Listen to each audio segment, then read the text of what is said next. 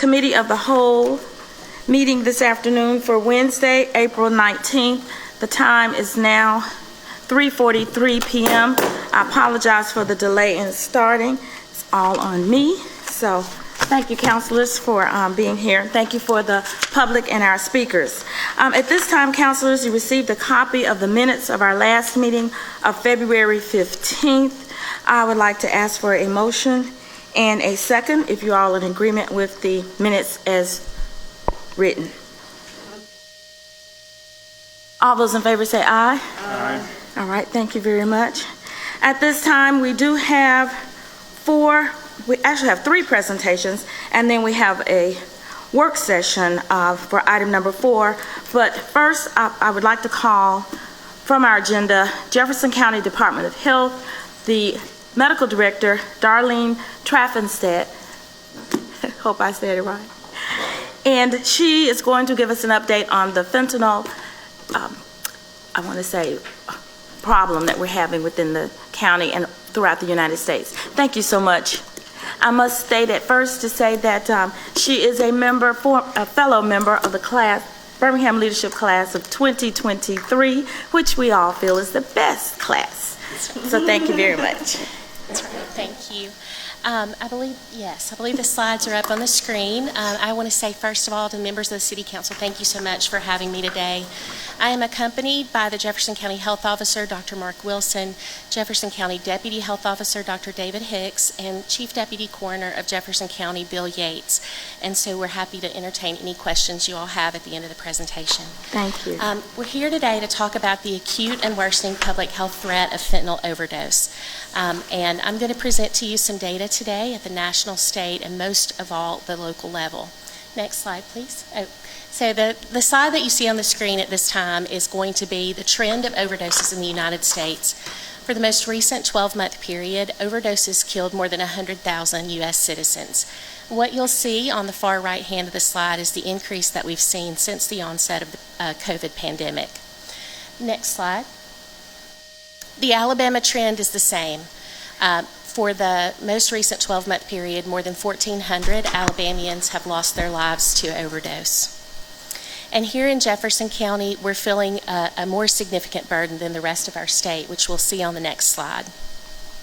So since 2019, we have had a 90% increase in overdose deaths. We've gone from 236 in 2019 to 448 for 2022. During that time, our fentanyl overdose deaths have increased by 275%, going from 95 in 2019 to 356 in 2022. Next slide, please. And really what we see in terms of overdose death numbers that get publicly reported is the tip of the iceberg when it comes to the burden that overdoses are having on our community. The data that you will see on the screen is going to be emergency room visits for overdose. And there's 3 years of data there, but what I want to point out is March of 2020, right as the pandemic was starting, our county only saw 118 emergency room visits for overdose. And in March of 2023, that number is 244. So you can imagine that doubling the number of overdoses that are hitting our already stretched emergency departments is definitely having an impact on the entire healthcare system. The map that you see on the right side of this slide is 4 years of emergency department data and reflects where the most overdoses are coming from geographically in our county. The darker colors that you see on the slide would represent a higher number of overdoses.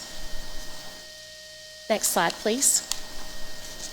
This slide is similarly looking at calls to 911 or EMS runs for overdose. And you'll see that in March of 2020, we had 168 calls here in the county for overdose, and that number has doubled nearly to 322 in March of 2023.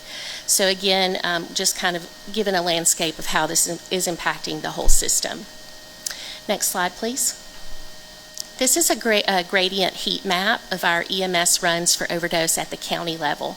And the main point that I want to make, there is no municipality in our county that has not been impacted by this. This reflects 2022 data. When you see shading, that's where overdoses have occurred. Drilling down to the city of Birmingham in the next slide, you will see that there is also no neighborhood inside the city of Birmingham that has not been impacted by this. This issue is crossing all socioeconomic, racial, ethnic, gender, and age barriers. Next slide, please. So why did this happen, or why has it suddenly become so much worse? And the answer is that our drug supply fundamentally changed when the pandemic happened here. So before the pandemic, we had issues with heroin overdoses, and those had actually gotten slightly better. But illicitly manufactured fentanyl entered our drug supply early on in the pandemic, and that is the major cause of what we're seeing with the increase in overdoses. I did not point this out on the slide for Jefferson County, but we do have other substances that have entered our drug supply here. One of those is a drug called xylazine. That drug is only approved for use in animals. It is a horse tranquilizer, and it is being mixed into our drug supply here and was associated with 44 deaths in the year 2022. So the ultimate cause of this is that the pharmacology of the drugs that are available for purchase has significantly changed. Next slide, please. And this is a CDC slide that just really represents that. Illicitly manufactured fentanyl hit other parts of the country before it hit Birmingham. And so if you look on this slide at the year of the last increase, that's where really we saw it hit in Birmingham. The other increases that you see are going to be the prescription opioid crisis that we had, followed by the heroin crisis that we had. Next slide, please. So you all may be familiar with fentanyl, but if anyone is not, fentanyl is actually a prescription medication that is used to induce anesthesia or to maintain anesthesia or to treat very severe end-of-life pain. What has happened is that this is not diverted prescription fentanyl that is harming our citizens. This is illicitly manufactured fentanyl with the chemical components typically coming in from China to Mexico, and then the manufacturing process occurring in Mexico, and then those drugs flowing into the United States through the southwest border. We, at this time, are still seeing some heroin deaths, and most of the fentanyl that we are seeing is mixed in with another substance. So it is a mixed cocaine fentanyl death, a mixed methamphetamine fentanyl death, or a mixed heroin and fentanyl death. Fentanyl is significantly more potent than heroin or morphine, and easy to make, cheap to make, and they can produce it in large volumes. So if you can imagine when you're selling heroin or cocaine or marijuana, you have to have land, you have to grow a plant, you have to process a plant, you have to process it into a product that can be used by a substance user, and then you have to traffic it. With this, the process is much quicker for them and much cheaper and much easier. And so that's how they're able to get this drug into our communities. Next slide, please. This is just representation of the strength of fentanyl compared to other substances. So essentially, I'll sum it up by saying that a fatal dose of fentanyl is around 2 milligrams, which is about the size of a sesame seed or a few grains of table salt. So it takes very little fentanyl to cause a death. Next slide, please. I would be remiss if I did not mention the impact this is having on our youth here in Alabama and in Jefferson County. So I wanted to show you, these are some stories from around our state. The first one about a 15-year-old in Mobile County, one about an 18-year-old in Auburn, another one about a 16-year-old death in Selma. And what we're seeing in our youth specifically is that they are getting a hold of counterfeit pills that are contaminated with fentanyl. So these pills are flowing in at high rates into our community and can be purchased for about $5 a piece on social media platforms, and can even be delivered to the home of the teenager. Not only are teens being affected by the counterfeit pills, but they're also being affected by marijuana or THC-based products, such as edibles, that have also been contaminated with fentanyl. We have a hard time convincing people that there is a possibility that marijuana-based products could be contaminated by fentanyl, but this is just one case from our area based in Leeds of a criminal charge that's been brought up against someone for fentanyl-contaminated marijuana. Next slide, please.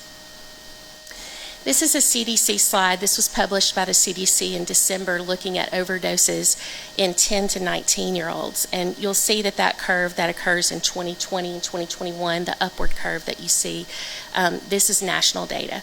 So just to give you some local data, in 2019, we had 13 individuals in Jefferson County between the ages of 11 and 19 that sought care for overdose in one of our emergency departments. That number rose to 114 teenagers that sought care for overdose in the year 2021, and in 2022 that number was 110. So we've gone from 13 teenagers that have overdosed in our area to 110 in a matter of 3 years. Next slide, please. A reminder that fentanyl can come in all forms.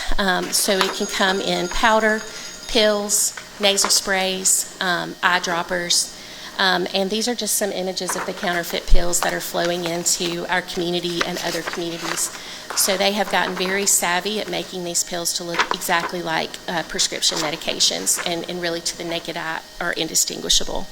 So in 2022, the DEA seized 58 million of these pills. So that's the ones that they caught, not the ones that actually made it into people's hands, and 13,400 pounds of powder. And already in 2023, the DEA has seized over 16 million of these pills that look just like prescription medications. And for the person who is taking them, they are not aware that they're getting a fentanyl-contaminated pill. Next slide, please. This is a DEA campaign called One Pill Can Kill, and I think this is really helpful for parents to check this campaign. So that is a very high percentage of these pills that could be fatal to our citizens. Next slide, please. So when we think about this, I work for the Jefferson County Department of Health, and I lead our overdose prevention and response activities there. And when we think about this, it seems very daunting to think about how we can help people. And so we subscribe to harm reduction principles. And harm reduction is essentially recognizing that there is drug use in our community and trying to minimize the harm that comes from that drug use. So it's really trying to reduce the spread of infections and to reduce the risk of death from substance use. The National Harm Reduction Coalition has 8 principles that really define harm reduction, but I want to just point out a few. This accepts, for better or worse, that licit and illicit drug use is part of our world and chooses to work to minimize its harmful effects rather than ignore or condemn them. Next slide, please.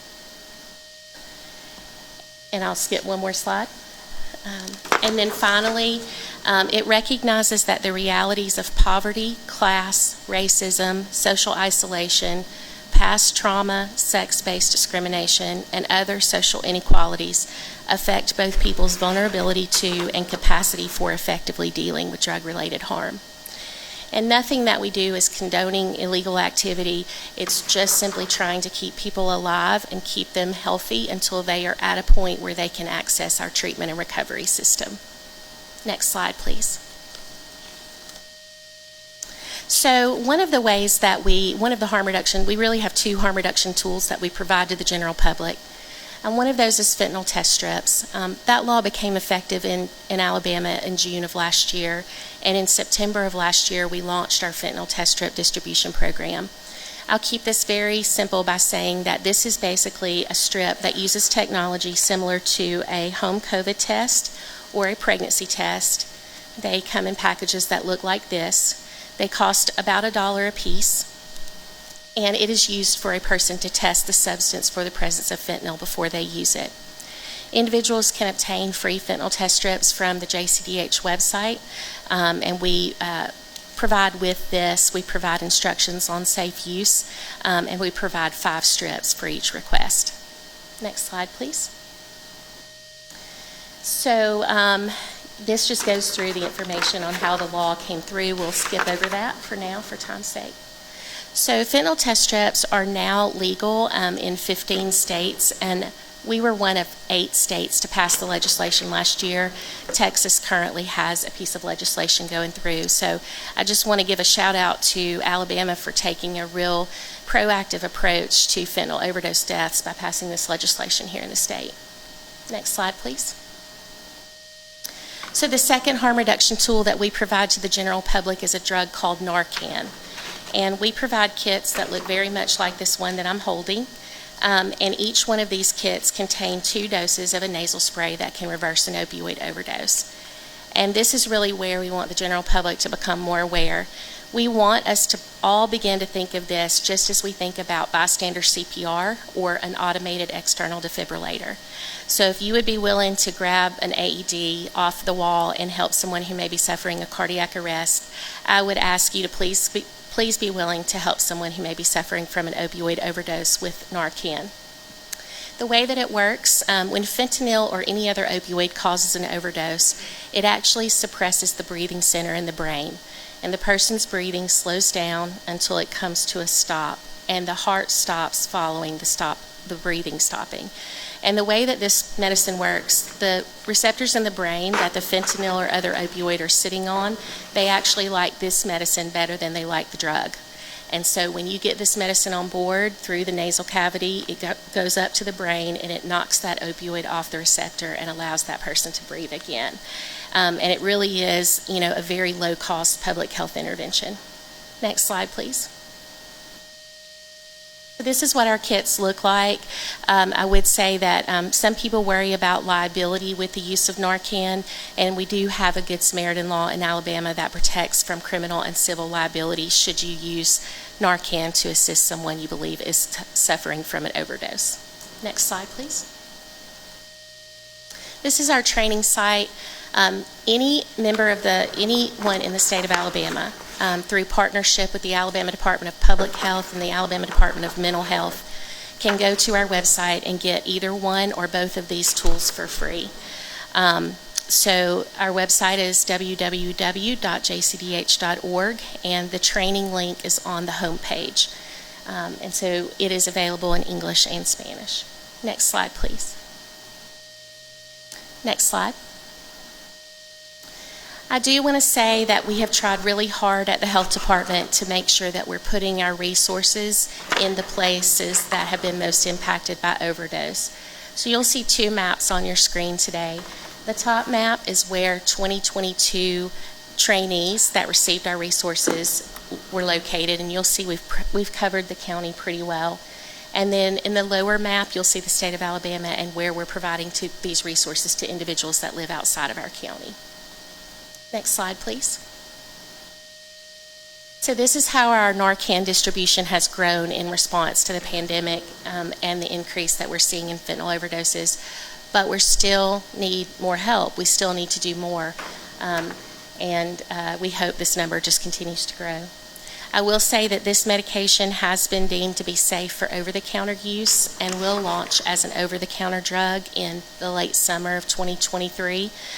So soon, whereas now our state law requires a physician or pharmacist or a nurse employed by the county health department to dispense this medication, soon it will be available more broadly.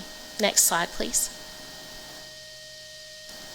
So where do we need your help? A lot of places. We have found that those that are in a position of influence in their community are the best messengers for these resources, much more effective than us saying these things. And so really we would love to partner with all of you on pop-up substance use resource fairs in your districts. We've done these in Inslee. We've done one here at Lynn Park in partnership with Addiction Prevention Coalition and the Recovery Resource Center. So the goal of that is to bring any type of resource that someone with substance use may need, including Narcan and fentanyl test strips, out into the community. And we would love to partner with you all to do that in your district. All of you have many spheres of influence, and so if you're in a position to connect us to a neighborhood association, a church, a Greek organization, alumni group, really we need to get out into the community and have these conversations and connect people to resources, and you all can help us do that. Social media, we had Mayor Woodfin sent out a tweet in December, and our normal monthly requests for Narcan in response to that tweet quadrupled in that 1 month. So that one tweet, which also he put it on his Instagram and put it in his Instagram bio, the link to get our training, but one tweet had a significant impact on the community. And so we would be happy to provide you information to share on your social media to help us get the word out. We know that there's some opioid settlement funds flowing down. The State Opioid Council has issued recommendations for spend of opioid settlement funds, and I could provide those recommendations if needed. And August the 31st of 2023 is International Overdose Awareness Day. And in the past, City Hall has gone purple for us, which is the color to recognize that.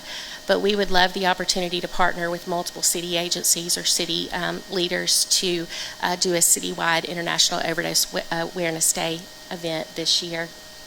And lastly, I just want to say that our work in this space has strengthened our partnerships with Birmingham Police Department, Birmingham City Schools, and the Housing Authority of the Birmingham District, and we've been able to partner with all three of those agencies to do trainings for both their staff and their clients or residents.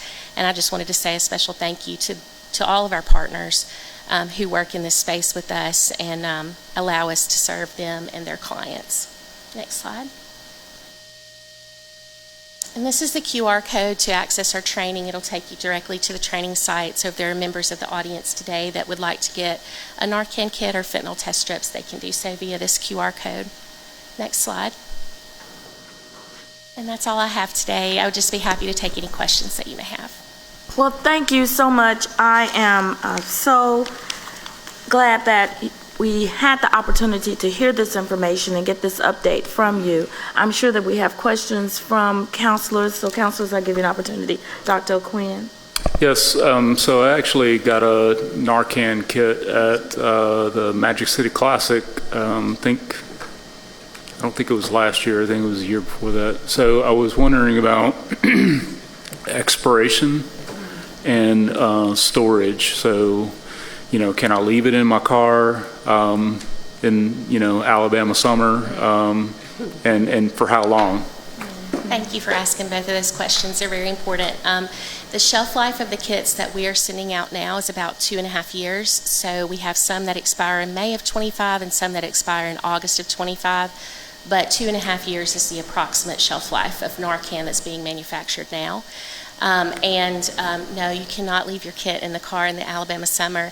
While Narcan will tolerate cold temperatures very well, it will deactivate at 104 degrees. And so we know our cars get hotter than that here. So please do not leave it in the car. If you need it and you've left it in over 104 degrees, it will not work when you need it. Okay. Thank you, Councilor Quinn. Any other questions or comments? Madam Pro Tem. Thank you for coming here today. When we heard Senator Britt talk a few weeks ago, she mentioned this and how this is something she's really trying to push, honestly, on the national level, addressing this with our kids. Because by the time you find out, oh, I'm overdosing, you're dead. Mm-hmm. And so I think openly talking about it is the best way to spread awareness and really to help our kids. But I really have a request. We have Titusville Day this summer. It's 4th of July though, but I think that's a great opportunity for you all to have a pop-up vendor, because we are having vendors be able to reach 3 neighborhoods and everybody. So I would like that request for you guys to come down. They would love to. We were there last year and it was our first year to be there and we had a great day, so we would love to come back. Thank you. Thank you. Yes. And Madam Chair, Mrs. Abbott. Almost anything. I wanted to know if this Narcan, does it work for all drugs that people ingest for fun? Like it'll clear everything? It will not, unfortunately. It only works on opioids. So that would be heroin, fentanyl, prescription pain medicines like Percocet, Lortab, morphine, medicines in that family of drugs. So even the xylazine that I mentioned earlier, the horse tranquilizer medicine, it does not work on xylazine. It does not work, on benzos like Xanax. So only opioids. But right now, opioids are involved in 80% or more of our overdose deaths. And so I tell people when we're training them, if you see someone down And no matter what you think they took, if they have the signs and symptoms of an opioid overdose, please try the Narcan, because there's an 80% chance that even if they weren't trying to get an opioid, that they may have gotten fentanyl. And I guess if they've had a heart attack instead of a drug overdose, it just won't do anything. That's absolutely right. It will not help them nor hurt them for any other condition. So there's really no harm in giving it a try. Okay, well, that was another part of the question was, will this stuff hurt a person in any way, or does it just fix the problem? And The only way that I hate to use the word hurt because it saved their lives, but if you have someone that's a chronic opioid user, when you give them Narcan, it is going to knock all of the opioids off the receptors, and they're going to go into acute withdrawal. So if you have someone that has used opioids long term, they're going to wake up feeling really bad when they go into acute withdrawal from the Narcan. But at the end of the day, you've saved their life. But we do tell people if you're giving Narcan to someone who you know to be a chronic opioid user, to give them a little space as they wake up, because they're usually quite distressed. Okay, well, I don't know any drug users knowingly, and so if I were to help someone, it would be purely by accident, that they were lying beside the road, and, so, like after they wake up, what do you do with them? Yeah, so the first step in the process is to call 911, and mainly to get paramedics to come and help take over from the bystander, the person, the Good Samaritan that's been willing to help. But also because sometimes 2 doses of Narcan is not enough. So we're seeing some overdoses require higher doses of Narcan to fully wake the person up. And lastly, I always want to say this, the half-life of Narcan is short compared to the half-life of opioids. So it's really important if somebody has to take Narcan that they go on to a higher level of care like the emergency room, so that when that Narcan wears off, if there's still opioids circulating around in their bloodstream, that we avoid a secondary overdose. Do they have to be cooperative in that advice? I mean, can they say, no, I'm not going? They can refuse, yes. Okay, well, thank you. Absolutely, thank you. Thank you again. Thank you, Councilor Williams. Thank you, Madam President. Thank you for your presentation. Very interesting and a little disturbing too, or unfortunate, whatever you want to call it. I've had a technical question for you. Throughout Narcan being around, I hear different statistics on whether you give Narcan first or you start CPR first. In your professional opinion, what is appropriate?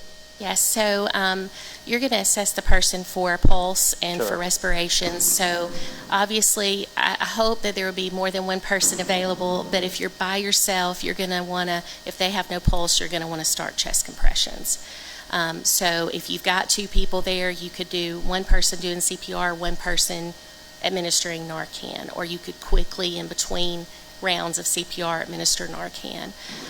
But the most important thing is to get 911 on the way so that somebody will come in to help you if you're by yourself with a victim. Do you know what percentage you can do regular Narcan and that they still have a pulse by any chance? And CPR is not required? So it's a random question. I can Google it. So are you asking when their breathing has changed versus when they've lost a pulse? Is that window of time? I don't have statistics for that, but I would say that Narcan's going to be most effective in that window. When there's been a change in the breathing pattern and a change in the level of responsiveness, but before they've lost their pulse. Yeah. Thank you. Thank you very much again. I do appreciate, and I know the councilors appreciate this information. I do want to take everyone's and ask you all to look at this information about opportunities for partnership. As Councilor Pro Tem has already indicated, I think we all have some great opportunities that we could bring this to our communities, neighborhood association meetings. We have some neighborhood presidents here that would also maybe willing to allow you to come in and speak. So thank you so much. Thank you, Madam President. Thank you. I really appreciate it. All right, councilors, we'll turn our attention to our next agenda item, and we have an update by Attorney Lawson about Avenue. Good afternoon, Attorney Lawson. Hi, Yolanda Lawson, Department of Finance. Councilors, if you will, today I would like to provide you with a first quarter update as we committed to with the previous presentation. Some of this will just be an update on information you already have. So as we flip through the contents, just gives you the introduction. We talked about the contract again, just reminding you the terms of our agreement. And so we move into the issues. The newest issue that we have is the City of Birmingham Administrative Tax Law Application and Interpretation. So currently what's working well is taxpayers may apply for a business license to operate within the city, and of course we know that those applications will come to the city if it's a new business. And from 2019 through December 2022, Avenue did allow businesses to virtually open, renew, and make payments on tax liability accounts. What's not working well is Avenue allowed the businesses basically to go through their own thought processes without any direction and choose the type of schedule that they determine would fit their business. So we have some businesses within our system now that are not properly licensed. And we're discovering that as we come across maybe delinquencies, or we come across issues with those accounts, or perhaps if a vendor or a business is trying to utilize their license and the license coding is not correct, that may be brought to their attention for whatever purpose that they're utilizing that business for. And that probably could have been eliminated if there were more in-depth questions asked. Maybe similar to if a person comes to the front counter or to the cashier's window, there are a series of questions that our team members ask the taxpayers to determine the proper scheduling of their business. So we are in the process of trying to correctly license businesses that have been improperly done so. The next is going to be a new issue is business license requirements. Prior to January 2023, taxpayers were able to open tax accounts and pay tax liabilities online with Avenue, and since then, taxpayers can still pay ongoing tax liabilities. However, they are not able to open their account initially without going through the City of Birmingham in some form or fashion. So what's not working well with that, if a taxpayer incurs a tax liability, that liability creates a nexus within the city. But now what we're discovering is there are some accounts that were opened and are ongoing with the City of Birmingham that only have tax liability accounts that do not include a business license. So when a business has any operations within the city, it creates what's called nexus. That nexus then triggers the need for a business license within the City of Birmingham. But we're now discovering that there are some accounts that were opened with Avenue prior to January 2023 that did not purchase a business license. So we're discovering those through our whichever processes we may come across them. We have requested a report from Avenue of all the businesses within the City of Birmingham, but of course we have not received it. Business license schedule shopping. This is a new issue. So if a business has already been licensed in the City of Birmingham, they're able to renew their license online. But that also gives them the authority or the ability to go in and change their schedules. And when they change their schedules, they can then choose a schedule that may or may not fit their business. So they may opt for a cheaper schedule, they may opt for a schedule that will allow them to pay lower taxes, or they may just inadvertently choose the wrong schedule and they may overpay for their taxes. Again, we're discovering that if something arises with the account or the taxpayer contacts us because they have some questions. Tax remittance requirement frequency. This is also a new issue. Taxpayers are able to register their accounts and pay the applicable taxes on occasion. But what happens is different taxes for the City of Birmingham have different payment frequency requirements. So business licenses are traditionally due annually, and there are some alcohol and liquor taxes that are due annually and monthly. Now, taxpayers are able to go in and pay those based on the tax frequency that was set up by the City of Birmingham, or in this case, our third-party vendor. Some of those accounts are set up with the classification of O. That was a classification that was created and implemented by Avenue, and it is not a classification that is approved by the City Council for the City of Birmingham. And the O stands for occasional. So occasional taxpayers or tax filers, there's no prompting of any system to notify the taxpayer that their tax payments are late or delinquent or not paid at all because of the occasional status. So that's for the business license. For any other taxes, such as occupational, sales, lease, seller's use, consumer use taxes, occupational, sales, and lease taxes are due monthly on average. But a taxpayer has to complete a list of things before they can be converted to quarterly. But if those are classified as O because a taxpayer does not consistently pay those, then occasional filer, no notification is going to the taxpayer as necessary. With consumer use taxes or seller's use taxes, those are traditionally paid quarterly. Again, a lot of those are classified as O because the taxpayer may or may not have remitted one payment over the last 2.5 years. Transfer correction of payments.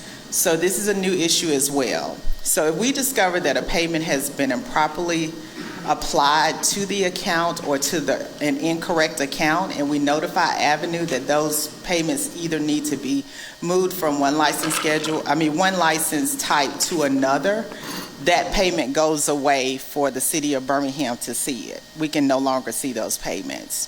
So we have to rely on any documentation that we house within the City of Birmingham to know that that has happened. And the same thing, if it's transferred from one account to another, then the payment goes away completely for the City of Birmingham. We can no longer see it. Only Avenue can see the payments for their system that they have, that we do not have access to. Designated Avenue contact for taxpayer and city. This is an ongoing concern.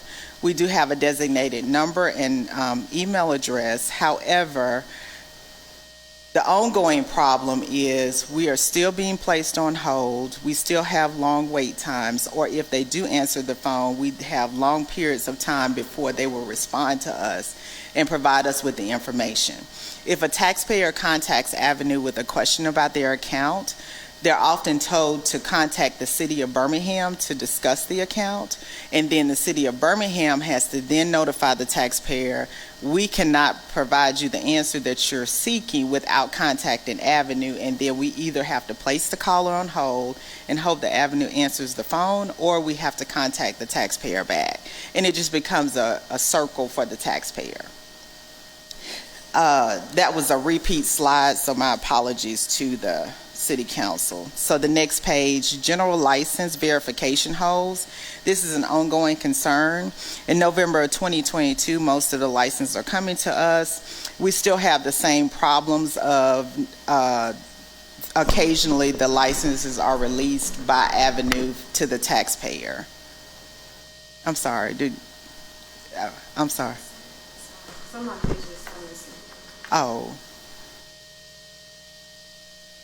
Oh, sorry. Do you need another copy, Council? Okay. City of Birmingham full access to the Avenue system. This is an ongoing concern, again, because of the issues that I've mentioned earlier and us not having full access to the system. A lot of the things that are occurring, we're not able to completely assist the taxpayers. We're not able to correct. We're not able to instantly provide that feedback that our taxpayers are looking for. And that just continues on the next page. New business license renewals. That's an ongoing concern. Of course, the taxpayer is supposed to come to City Hall to purchase a new business license now. and they may renew their business licenses online, but they continue to be able to purchase new business licenses online through Avenue, and this should not be allowed. Avenue updated the city. They are working on this with their development team. However, the fix has not happened. Avenue billing invoices. So what is happening is Avenue now has to bill the city of Birmingham for their services. But the services that are being billed, we're not able to verify the amounts that are being billed. So since February of 2023, when the billing was implemented, we have not remitted a payment to Avenue because they have not remitted us sufficient information to support the billing, and we're not able to verify the bills. And that's all I have today.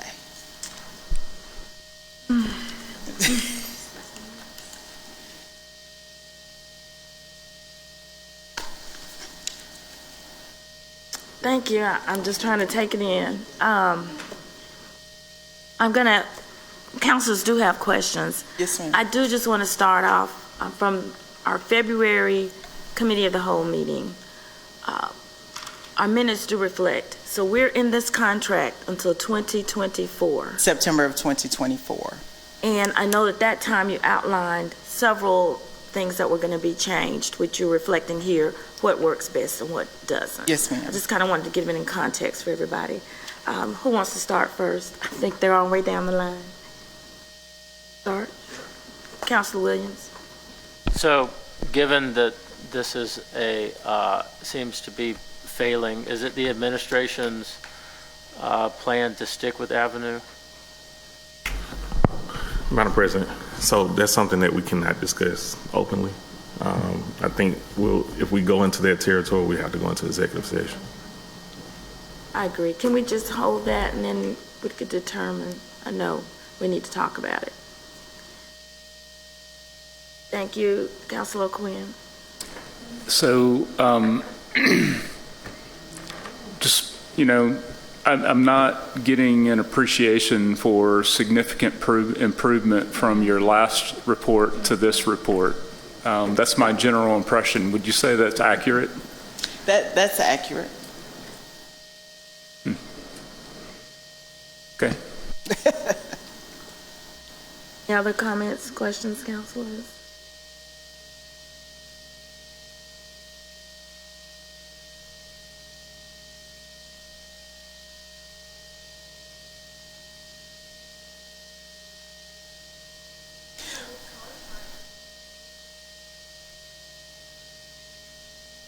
Locked away somewhere where we can't get at it. What are we going to do? Whose idea was Avenue? I mean, where did this outfit? I see them advertised all the time like they're competent. Is that how we got sucked in? We saw an advertisement? I mean, this is just really, really upsetting because these are our revenues. Councilor, would you want to address that question, Chief? So, yes. So the recommendation came from our previous finance director, and a part of the drill down from Attorney Lawson was when we started getting these concerns from citizens and employees. The goal was to drill down to see, one, where there were areas for cure, two, how should the city move forward. So this is a very transparent, obvious presentation for the council and the administration. So at the outset, the recommendation was a very solid one. However, what we've done is try to track down what we've been hearing and then determine next steps. And there are a couple of next steps, but obviously those discussions would need to be had with the council, as Chief Mitchell said, so that we are fair to both the current vendor and prospects for the future. But the drill down was meant to be very honest and transparent. That's why you're getting it the way you're getting it. Councilor Williams. So do we not have a termination clause in the contract for convenience or 90 days?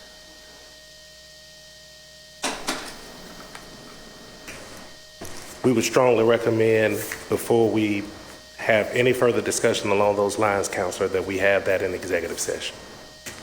Okay. And I guess we can't ask, what is the financial impact of this? When your first slide when we talk about, I just wrote a question to myself just to ask, even with the application for the licenses and how you have to go back and look, can we put a dollar figure on what this is, the city is losing in this? Not only money, but time. Data. And information, time that's spent with staff, and overall, the way that our businesses feel about us as the city of Birmingham. I believe, Darlene, we were present in our class where we talked about businesses in the city of Birmingham and their partnerships with us. And the one prevailing theme that we found is that businesses, their problems they have with the city of Birmingham when it comes to when they apply for a business license. So I know I'm preaching to the choir, so I'm not going to get us all upset, but this is unacceptable. So do we need to go? This is just committee of the whole. We could come back later and have a more in-depth discussion by going into executive session. But I see we have our attorney out there. I'm not sure if this is the time or if we're going to come back to a council meeting and have that executive session. Madam President, I think you have to allow us time to really dig deep into, because I know this was a lot of information that was shared, and I know a lot of points were made that this could affect the revenues that are coming into the city. I would like to say, I know we're trying to nail down every last concern with Avenue to give them ample time to fix those concerns. But we do have adequate staff in-house that is still collecting our revenues on a daily basis just to make sure that we offset anything that Avenue may or may not collect. So I don't want that notice to go out there we're not collecting revenue appropriately. So, Madam President, just give us time to brief the mayor, and then we'll come back and inform the council of our next steps. Dr. Quinn. Yeah, so recently, as part of our allocating our surplus, we approved, I believe it was $15 million to do an overhaul of our enterprise system. Yes, correct. Thank you. And will, that type of systems overhaul allow us to return these types of functions in-house? Council, to your question, yes. That the ERP system that we're currently trying to implement will have a system in place where we can collect our own business license tax. Okay, thank you. Council Williams. Then my next question is, how quickly is that system slated to be implemented? So, Councilor, we're right now very early in the planning stage where we're kind of convening all the stakeholders within other departments that will use this ERP system. So basically what we presented to you guys when we talked about when we need the ERP system, we want to make sure that all the modules, all the permitting, all the business license are all inclusive of what we're trying to go out when we send it out for bid to see if we get some type of software that is adaptable to what we need for the city of Birmingham. So it's not just put an RFP out there and take the first person. We need to make sure that we're checking all of the boxes for what we need and not piecemealing a program because we asked the council for a substantial amount of money. We want to make sure that we put good use to what the money that you allocated to us. I.e. years. Years. I wouldn't say years, but. So that 15. Say years. So the $15 million was estimate then? Yes, a ERP system is not cheap. It was an estimate. Because if we hadn't sent it out to RFP and we don't know what the components of the software is yet, then voted on it. So that was not. When do you feel you will have that information for us so that we can have the right information to look at all the variables and make some type of assessment to move forward? Give us a moment to get with the finance department and the ERP team that we're still trying to assemble. We have a project manager that is assisting us with the ERP system. We'll get a report to you as soon as we can. I guess the only thing I would like to ask, we're going into the budget preparation. I did not watch when the finance department had their session with asking the mayor and stating what funding they needed.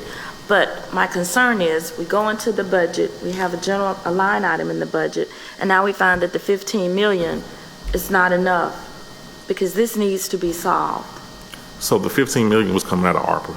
I know that, but I'm saying, what about the general fund, the FY24 budget? That's what I'm concerned about, that you may need additional funds from it if the 15 million isn't enough. We're confident that the 15 million is enough. Any other comments, questions? I mean, if the software's for sale for 10. Yes, Mrs. Abbott. So do we have any kind of controls over anything these people do? I mean, they made up a category of their own, occasional, and do we have any kind of control at all, or are we just at their mercy? Well, Councilor Abbott, I do want to assure the council and the administration that the Tax and License Division has gone back to the bare basics of managing the tax accounts to the best of our access and ability. So if we incur, or if we are faced with a situation, then we are prompted to try to correct as many taxpayers that may have been impacted by that error as possible. Some of the delay is in us receiving the reports to know what we're working with and which taxpayers may have been impacted by these mistakes. So, for instance, with the occasional filers, I'm currently awaiting a report now from Avenue that will specify which taxpayers have an occupational tax account, and with that occupational tax account, which tax frequency has been assigned to them. Once that report has been received, then we have the ability to go in and manually change those taxpayers to the correct account. To the correct filing frequency. So I want to assure the council that if something is discovered that should not be happening, we are taking every step possible to correct that, just by the bare, minimum education and operations that we know to be true and correct by ordinances that the council has approved and that the Code of Alabama allows. Madam President, Chief Councilor Abbott, to Attorney Lawson's point, yes. The short answer is yes, we absolutely do. So I want to make sure, as we prepare to have this discussion with you all, two things. One, it's been made abundantly clear to Avenue what our expectations are and where we stand as a city. The mayor's done that, our leadership team has done that.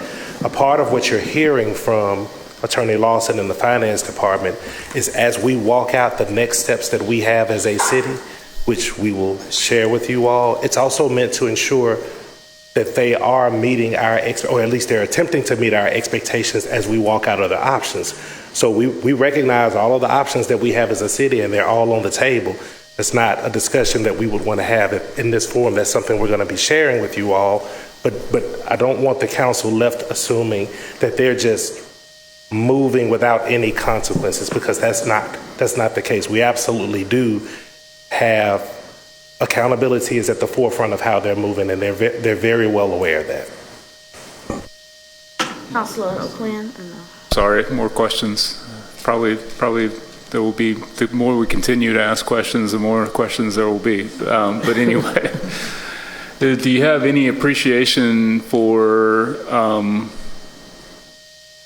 in terms of revenue, what side we're on, whether we're in the black or in the red? So what I'm asking is there any appreciation for whether we are potentially owed money, or if taxpayers have actually overpaid, in which case we would be liable for paying them back for overpayment? Unfortunately, there's no way to make that determination, and I would just hate to give you a blanket assumption. I just would not want to do that. I guess, currently, those determinations would have to be made on an individual basis and really brought forward by the individual business, whether they suspect that they're probably not going to come to us if they think that they've underpaid. Okay, thanks. Yes, sir. Thank you, Chief. No, Council O'Quinn actually noted what I was going to say. I mean, we have revenue examiners that go out and make sure if employees or businesses overpay when it comes to sales tax, business license tax. Those items actually appear before the council when we have an overpayment situation on a particular business. So we are internally reconciling those things on a daily basis. Thank you. Madam President? Yes. Oh, I think another counselor. Do you have something to say, follow-up, or Councilor Williams? I'll wait till Councilor Williams. Go ahead, Councilor. One thing that has been a topic has been short-term rentals, VRBOs, Airbnbs, and one thing that we were told is that Avenue, we were going to be able to use their compliance monitoring for the payment of Airbnbs, VRBOs, and other short-term. Where are we with that? We have also contracted with Granicus to provide us with those services. So I'm not aware. It may have been something that we did not fully execute with Avenue because I'm not aware of them providing that service, but we do have a contract with Granicus to provide those services. So when a owner of a VRBO or Airbnb or whatever service wants to operate in the city of Birmingham, they're to register a business license with Avenue and then go to Granicus and register something else? Well, with Granicus, they are able to register their business with Granicus. Okay. So we're in the process of honing in on the application process with them, so they can just remit the taxes directly to the city of Birmingham. And then the taxpayer would not be burdened with having to register with multiple organizations. And that was part of the concern, burdening the taxpayer with multiple sources. So Granicus is able to allow them to register as well as collect and remit the taxes to the city of Birmingham as our third-party vendor. Can I get the history on where we are with Granicus and our short-term rental properties, please, for the last 3 years? Thank you. Thank you. Thank you very much, and we look forward to the additional information that you'll be giving us and more discussions on this, definitely. Thank you, Attorney Lawson. Madam President? Yes, Ms. Zabel. So we're going to wait to have our meeting behind closed doors until the administration figures out what to do? Well, what I'd like to do is that, can you be prepared? How long is it going to take us to give this information? Because we need the discussion and really need to set forth some parameters. And we could do that during council meeting on Tuesday and call for a special session at that time. Or I'm trying to get some idea if we can call it now. Would that be worthwhile? But I know councilors do have more questions and information that they'd like to obtain. That may have to come through the this type of setting for a special. Yeah, Madam President, I just think allow us time to get all the information that's adequate before the council, because there's only certain things we can say publicly as we're talking about this particular business. Councilors, if you allow me to have that conversation with the mayor and then get that time together for us and get your feedback as well. I think it needs to be, we need the discussion as soon as possible, not to wait on just the information, because there are more questions and there will be things that we may want to ask as part of information we would like to get from administration regarding this. Yes, ma'am. We understand. We'll make sure we go back and the mayor will guide, but we understand the urgency, so we'll work with that in mind. No, I'm just saying, like, I thought that's what the point of this was today, because didn't we already hear about it? Anyway. Well, yes, this is their update, and so they've left us with this information.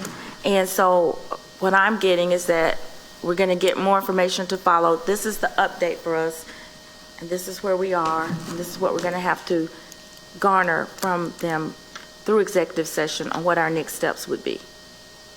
Okay?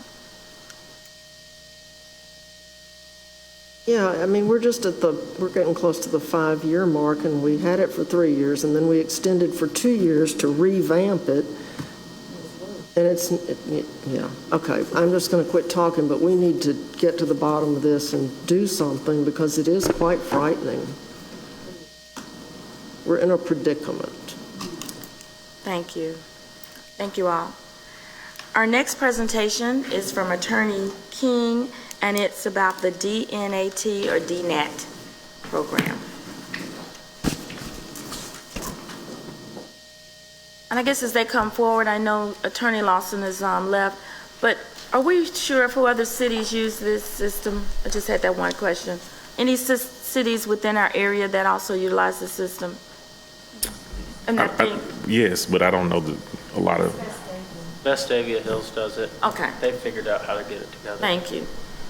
All right. Attorney King, hello. Good afternoon, everyone, and for the public, my name is Nicole King, and I serve as the city attorney. And with me, I have my team. I have investigator Salira Perkins, and as you all know, Mr. Lawrence Cooper retired, so Mayor Woodfin appointed Joseph Abrams as the chief assistant for the litigation division. So if we can get our first slide up. So this is a recap to let you all have an update on what DNAT is doing. And as you all know, DNAT stands for the Drug Nuisance Abatement Team. And our number one goal is to hold property owners accountable while also enhancing the quality of life for our residents. And of course, you all know this, that we do this in partnership with the Birmingham Police Department, neighborhood associations, and other entities. And next slide. I want to brief you all on some statistics, some updated statistics.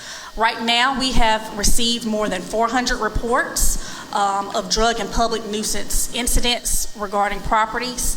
Of those complaints, 93 locations have executed search warrants. And we have filed 17 lawsuits so far in Jefferson County Circuit Court. And we have handled cases in all 9 of your districts successfully. We have obtained fines in excess over $49,000 that have gone toward the city's neighborhood revitalization fund. And we have identified at least 700 properties in environmental court for adjudication. We have presented to the Alabama State Bar Association and the League of Municipalities, and other municipalities we're happy to report in Alabama are asking what the city of Birmingham is doing with DNAT and has asked us to conduct training sessions to help them in their municipalities. I will now have Investigator Perkins. I know some of you all have met her, but I would like for her to provide to you all in detail what her role is. Thank you, Madam City Attorney. Good afternoon, everyone. My name is Salira Perkins. I serve as the investigator for the City Attorney's Office. I have been with the city for 5 years, and in this new role, I have actively been involved in seeking out and gathering information for dilapidated properties and properties that have been deemed a drug or a public nuisance.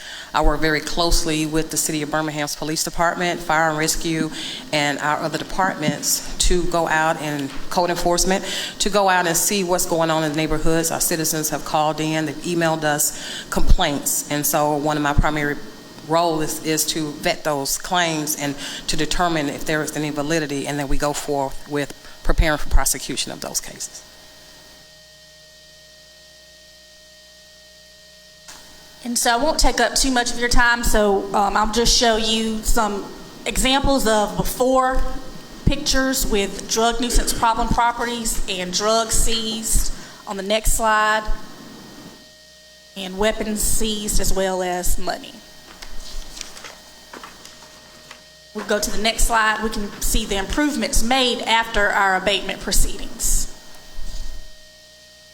And I will now have Chief Assistant Joseph Abrams come up and tell you a little bit about the public nuisance side and where we are. Good afternoon. Good afternoon. Once again, my name is Joseph Abrams, and I have the good fortune of serving the city of Birmingham as the Chief assistant city attorney in the litigation division. That's still a mouthful for me to say. Haven't quite figured out how to get it out as quickly. But my role in the drug nuisance abatement team is primarily centered around our public nuisance component. So there's two components to the team. We have a drug nuisance abatement team, and we have a public nuisance portion as well. So with the public nuisance portion, we are specifically targeting properties that are having an adverse impact on the surrounding community's use and enjoyment of their property. So what that means in very practical purposes, we are targeting properties where the homeowners are often, we see, out of state and allowing their properties to fall into squalor and disuse, where there's excessive accumulation of trash, excessive accumulation of broken down vehicles, and more recently we've been focused on situations where there have been shootings and homicides in properties. So that's something that we find to be particularly important. This work is impact litigation, where we are actually having a meaningful impact from neighborhood to neighborhood within the city of Birmingham. So if we can go to the next slide, I think 7. I think this is a perfect illustration of the effectiveness of our team.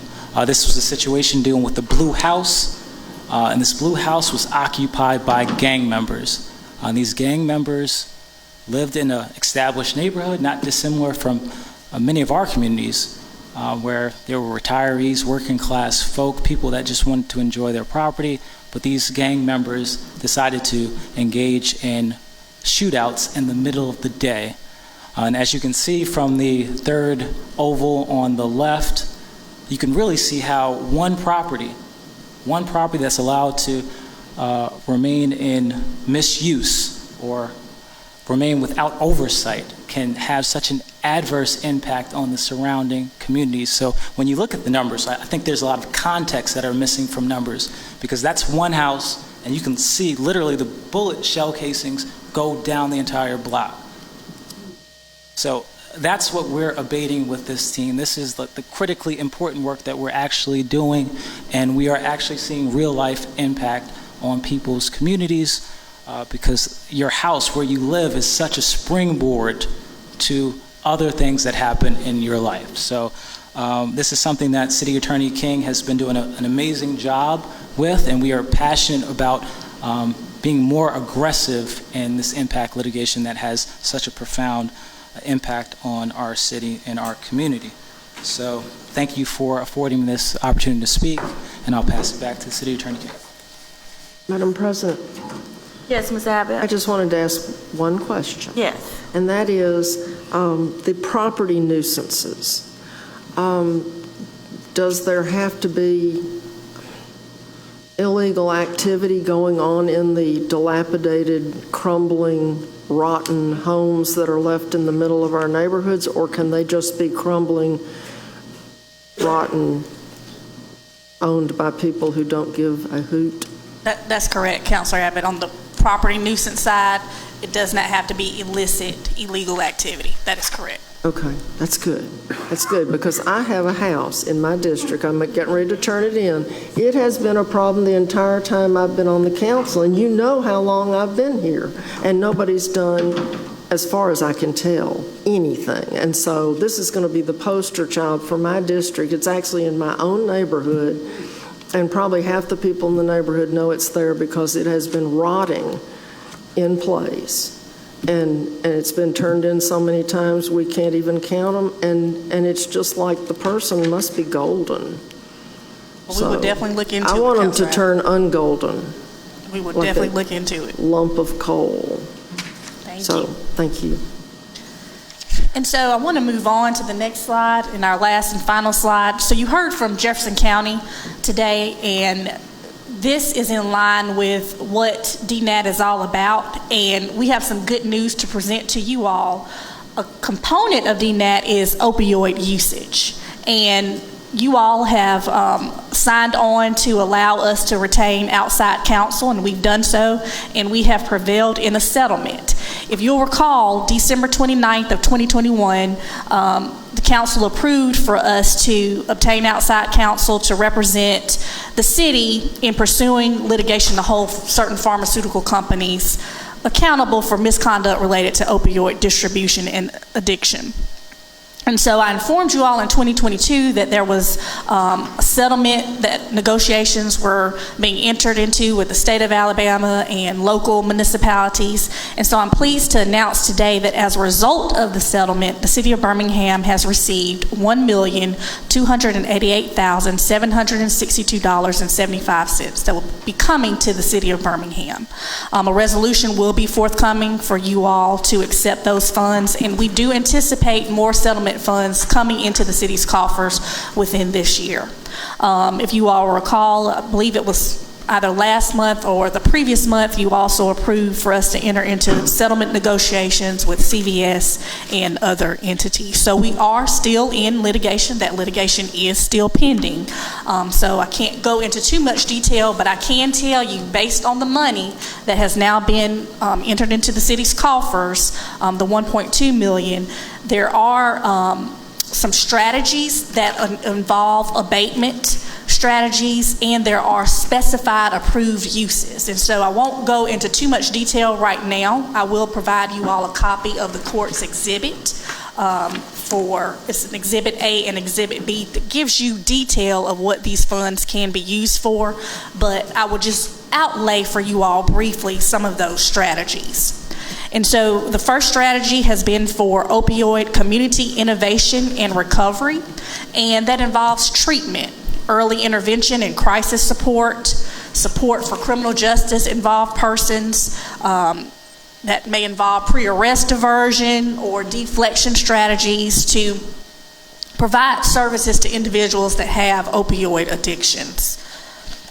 The second is family-centered treatment support and recovery support, and that involves strategies for opioid statewide innovation and recovery, which can include prevention, prevention of overprescribing of opioids and other drugs of potential misuse, overdose prevention and harm reduction, services for children, first responders, and that involves, as you heard Jefferson County mentioning about Narcan, things of that nature, training public safety officials and first responders on safe handling practices and precautions when dealing with fentanyl and other drugs, and training and education.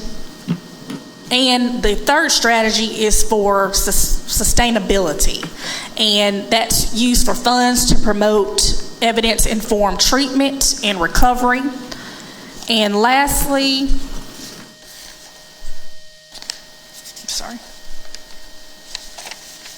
to provide resources to fund oversight, management, and evaluation of these certain abatement programs.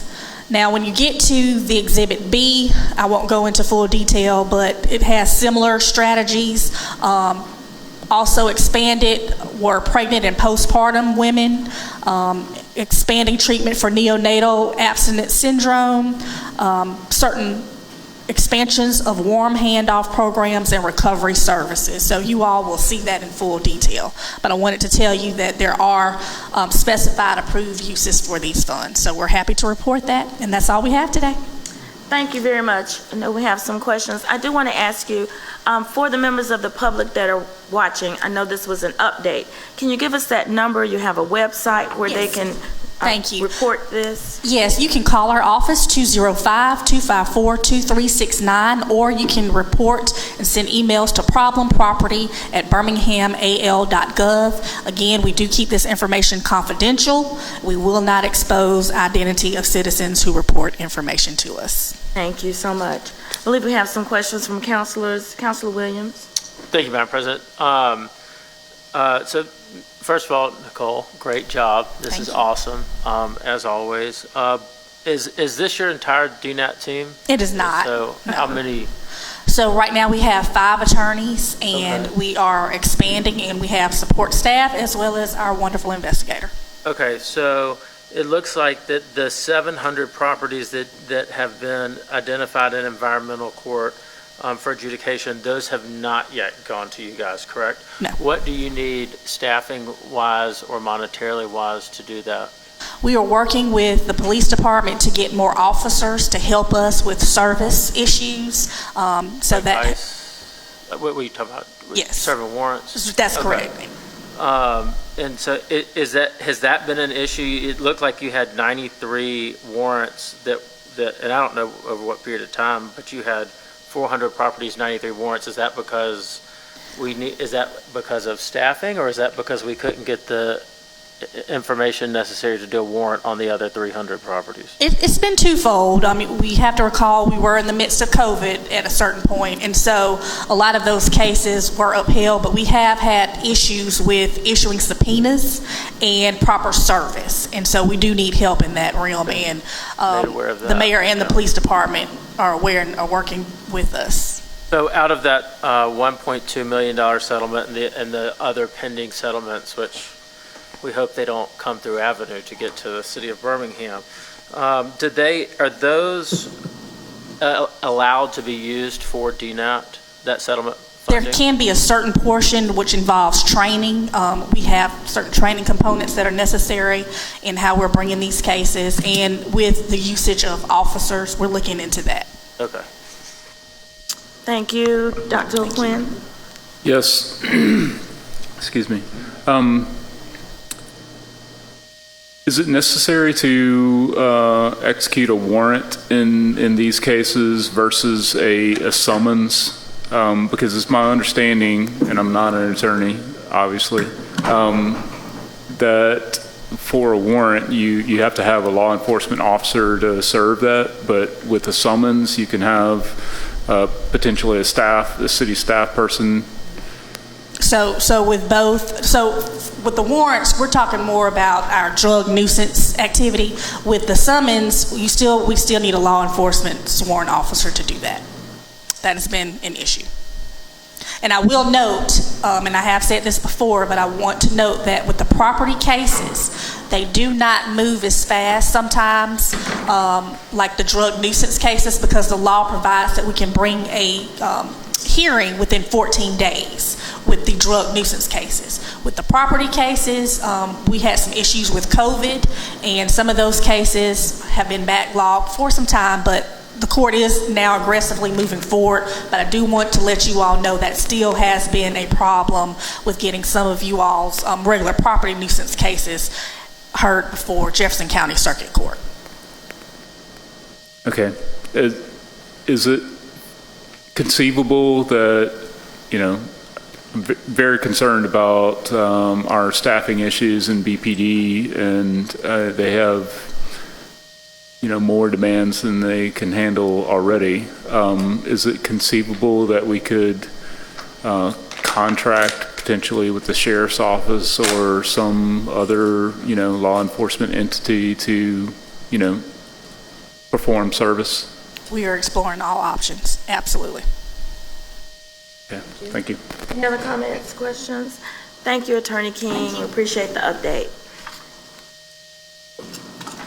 Counselors, at this time, we have our next item on our agenda, and it is our working session that we will have regarding some changes that have been requested to the Citizens Participation Plan. The session is going to be led, and we'll have Deputy Director of Community Development Alice Williams to lead us in the discussion.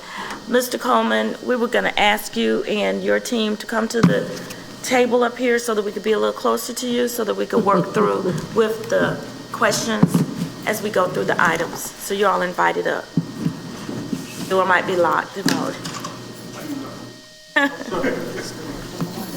Yes, ma'am. And as Mr. Coleman comes up, Mr. Coleman, I know you had indicated there would be you'd have 4 individuals or 4 speakers with you. Thank you, and I'm going to give you an opportunity to introduce everyone. But before we start, just for the members of the public, this is a working session. This is not a public hearing or a public meeting. This will be dialogue and discussion between the members of the council and the selected members of the CAB, led by Mrs. Williams, and of course we'll have opportunities for flow of discussion. Ms. Williams, if you'll just, can you hear us? Yes, ma'am. Good afternoon, everyone. Thank you. All right. My name is Alice Williams, and I serve as Deputy Director of Community Resource Services. And I just wanted to give you a little history of this request to meet with the City Council. Prior to the pandemic, the CAB began meeting to discuss potential changes to the CP plan in accordance to the 2013 revised version of that plan. So they started meeting prior to the pandemic, looking at issues and concerns that were a part of the plan, because as part of the CAB, it is their duty to make amendments to that plan. So this has been a long and arduous process, and they've had a great team, and they pulled together and they've looked over some potential changes. Those changes were submitted to the council in November of 22 this past year, and as a result of those changes, the committee members here present are Mr. President Coleman, Vice President Harden, Secretary Reynolds, and committee members, Mr. Debro and Ms. Littleton. And Mr. Debro is going to go over those highlighted changes with the committee, and that's primarily it. And thank you for your time today. Thank you very much. Good afternoon, everybody. Good afternoon, Mr. Debro.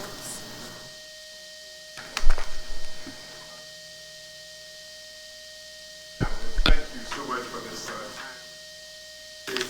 for us.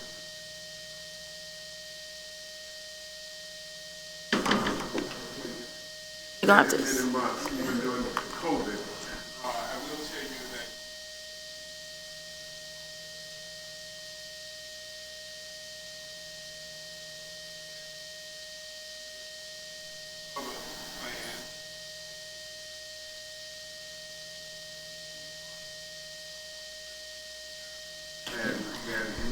Mr. Debro, I'm sorry, they can't hear you. LB, can you, I believe that mic is moved. You can move it a little closer to him. Okay. Hold up. I'm sorry. That's okay. We're sorry. Go ahead, Mr. Debro. Okay, I'm sorry. And we have also looked at the history of our citizen participation plan and wanted to update it where it would be effective in our current operations. I will say in the history of the citizen participation plan, we found that really Birmingham provided some leadership, some forward leadership in developing the plan back in 1975, not only for Birmingham, but even for the nation. That it was an ideal plan to really involve all of the citizens of Birmingham through the design of the 99 neighborhoods. Over a period of time, we discovered that really I think the effectiveness of this plan was depleted, either through not following the regulations, changing some of the regulations, changing some of the plans without coming before the CAB. And we have used this time to try to develop a plan that we could follow and that we could have, in particular, the hearings, the public hearings that are needed and required by HUD before some of the CDBG and other plans are presented to HUD. We discovered a couple of years ago, I guess, that a citizen participation plan was submitted with the application that the CAB knew nothing of, was not, had not approved, and where we did not go to HUD to complain. We bringing it to you for a clear understanding that applications should not be submitted according to HUD without the proper citizen participation plan that has been approved by the citizens and the CAB. We think we have a wonderful plan here in Birmingham, and we just want to try to follow the guidance of this plan. On the back of the first page, we show the citizen participation plan as it was first designed back in 1974, where there would be 99 neighborhoods where every citizen in Birmingham could be involved and could be a part of this plan. That would roll into the 23 communities and where we have the Community Advisory Committee. This advisory committee is really made up of the elected officers of the neighborhood. And then from there, we get the 23 members, presidents of each community up in the Citizens Advisory Board. And then we go directly to the city, whether that's the city council, the mayor's office, community development, or the Citizens Resource Office. We have on those first few pages no major changes. On page 6, I think it's noted that we have added this part: if an officer is elected or appointed to a local, state, or federal office, she gives up her position as a neighborhood officer. A City of Birmingham employee may not serve as a neighborhood officer nor as a representative to the neighborhood association, for example, NUSA. Any neighborhood officer elected to represent the city shall be funded from the mayor or city council's discretionary funds for travel and related expenses to carry out his or her duties from funds other than the person's neighborhood association. Let me explain to you why we have listed this, and this has come really from our past experience. We had a person who was employed by the city as in the city resource office, who really was on the board, elected to the board of NUSA. It was discovered that the person was not a citizen of Birmingham, but lived in the suburbs. And then once the administration of the city changed, that person was no longer hired and no longer available to be on the NUSA board, which diminished our say-so and our space on the NUSA board. So we think it's only right and fitting that a member of the neighborhood association all the way up to the CAB would be our representatives to any national or regional boards. So that's really the background for that note. The second one is that as representatives are elected, we think that there should be some type of discretionary fund or some fund that those persons who are representing us will be paid from. Right now, it's at the will of the neighborhood association to support that person who is really representing us as a total in Birmingham.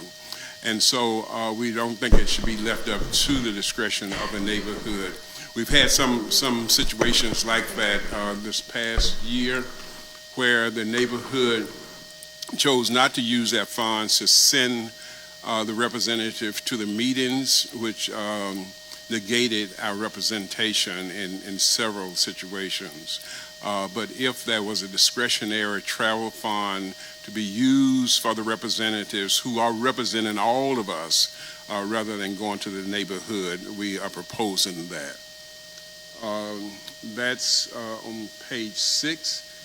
If you have any discussions of that, I would certainly entertain any questions at this point before I go to the next That's what I was point. going to ask, if it would probably be best if we go through each one of the items and then we could get the questions, or we could get that. So, councilors, let me stop. We have the 2 items that have been before presented to us, mainly on page 6 under, we're looking at, again, neighborhood associations. And with that first item, it was declaring who is eligible to serve. Eligible to serve, and go with that. representing us on a national board or national organization. Any questions regarding the rationale of that, councilors, as we consider this?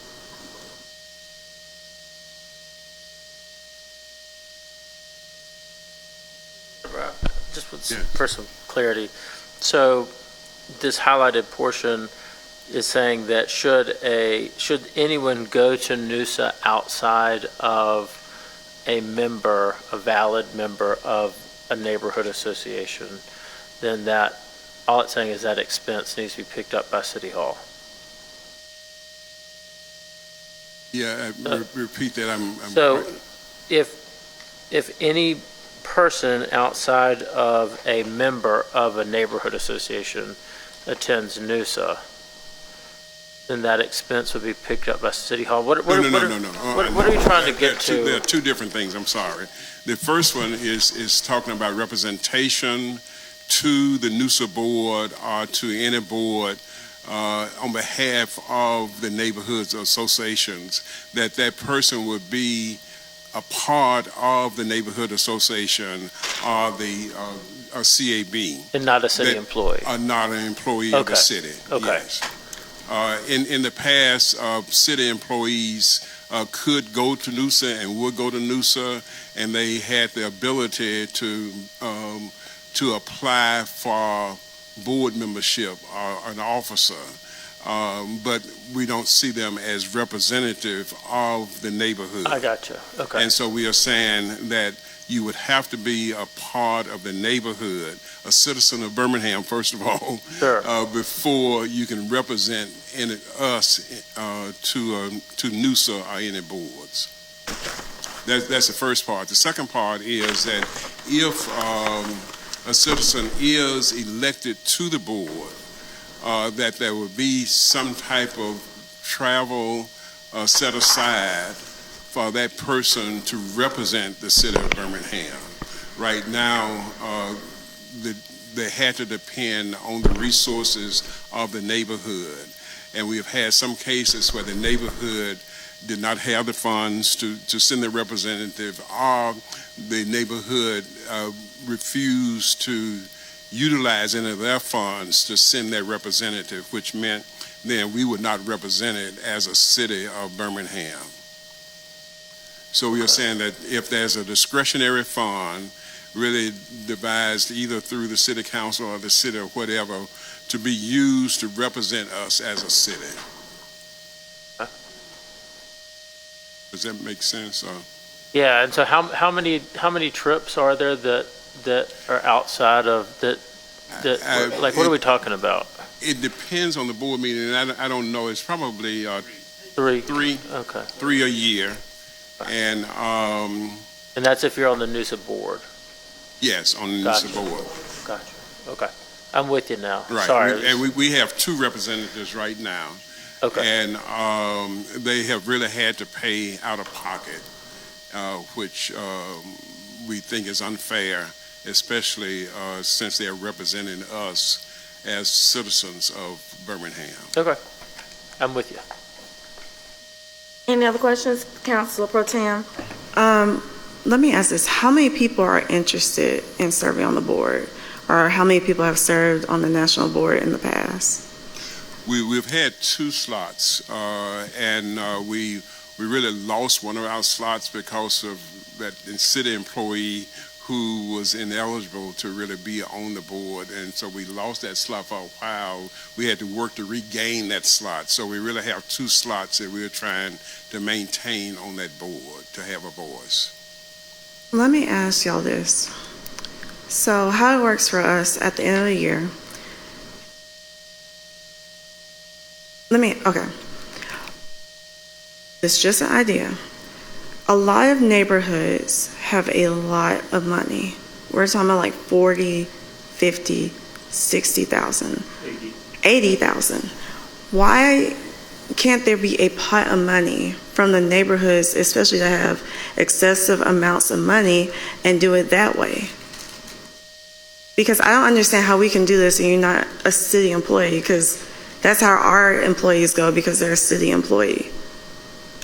Well, the money that's allotted to the neighborhood is allotted to that neighborhood, and they really have discretion over that neighborhood money.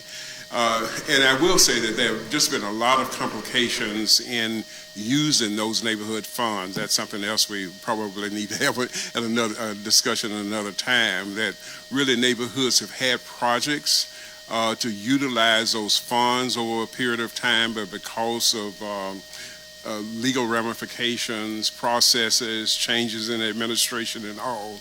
It keeps getting delayed, and so the money has not been used. We hope that we can move to a process where there's an ease in really getting projects from the neighborhoods pushed through where they can utilize those funds. I don't think that the neighborhood funds, though, would be an option for representation for the whole CAB, all of the citizens. We are requesting that there would be a line item to support those persons rather than them having to spend out of their pocket or having to depend on the goodwill of their neighbors. Let me ask you this. So there are 3 of us on the national board. We don't take from their discretionary funding. We use our own. You use your own. We use our own, which means discretionary funds that you have. Yes. And the neighborhoods don't have. But you're not listening to me. You're not. So we have to do extra travel, but we don't take from Council Williams, the other councilors' money. And so I'm trying to see the rationale between this request, and can we even legally do this if they're not employed? Because if I could just piggyback on what Council Pro Tem is asking, as elected officials, we have to complete a statement of economic interest each year. And this is where we declare and state things about our finances and how we utilize monies. And in this case, if now you're talking about dispensing discretionary funds, that puts you into a quasi-elected official capacity, which you're not really meeting all of the requirements that we have as elected officials. So I would like to go back and ask, when you have each of your neighborhoods have your funds, do you allocate those funds, or do you have line items for those funds outside of any events that you may have? Is anything designated for training and development? Is anything designated for weed abatement? Is anything designated? I know you do have some monies you set aside for printing and copying, but could you utilize that, and that would make your money a little bit more effective, or allow you to utilize that money in a better way, or in a different way? I won't say better. Okay. Yes. I wanted to answer the question. That's not an impossibility. Okay. The problem is when it comes to what's legal or what we have to go through just to get that money allocated, that own process. Most times think it's a simple, gonna go on through. So do you think the problem really is y'all can't get the money fast enough? Do you think it would help you more if we just modified this process? So let me say this. I don't mind giving money to neighborhoods. That's not it. It's just, would you, never mind. I don't have a problem with giving to neighbors. I may have used the wrong term when I said discretionary funds. That was a wrong term. We just talking about some pool, a pot of money where if it may come from, it may be a recommendation that comes from this city or from the council, wherever, that there be a set amount of funds that are allowed for travel for persons from the neighborhood to serve on boards. Because right now, they're having to use it out of their pockets, which is unfair, totally unfair, representing the city. So where can we get those funds from? If it's an amount that's taken from the $2,000 that we get, which is certainly not enough, that's your discretion to do that. But however, there needs to be some funds set aside to assist in this process. That's all we ask. So it would be different if they wiped out every amount and gave you $2,000. That's not fair. Right. But the fact that there are neighborhoods that have $80,000, $70,000, $60,000, they haven't made a transaction in 2 years, 3 years. Where's the fairness in that? And if you're going to do that, we need to change the contract to reflect that. If you're asking us to use some part of the revenue, that's fine. But this is saying the mayor's or the council's discretionary funding. discretionary funds, take that off the board, I'm sorry. Okay, well then that's a different misspoke. situation. I can understand that, why you asked for that. Okay. Ms. Littleton? Something we would like you all to bear in mind is that the people representing us at News are elected officials. There's no guarantee that we'll have that representation. Right now it currently stands at 2, but the next time they go to be elected, there's potential we have no representation from the city of Birmingham. So I just wanted to make sure the council knew that these are elected positions, that they're representing the city as a whole, and that's where Mr. Debro and the rest of the CAB team that worked on this is coming from in that regard.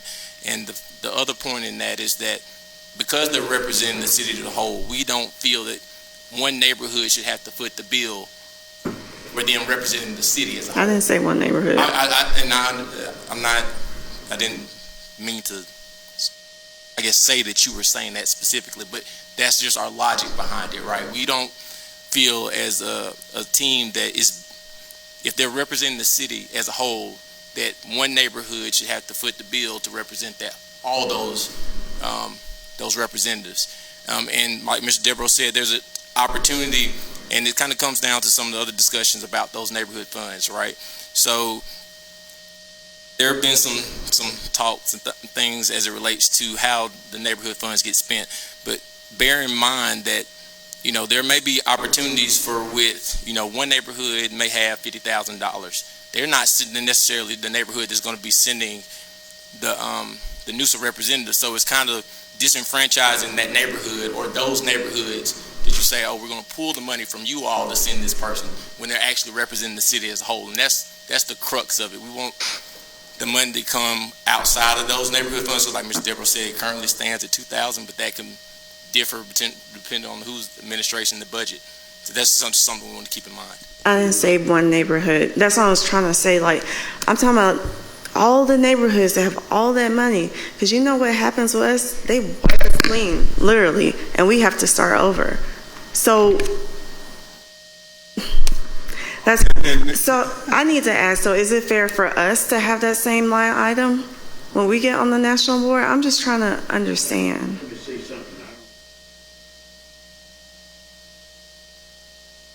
I'd just like to know that we don't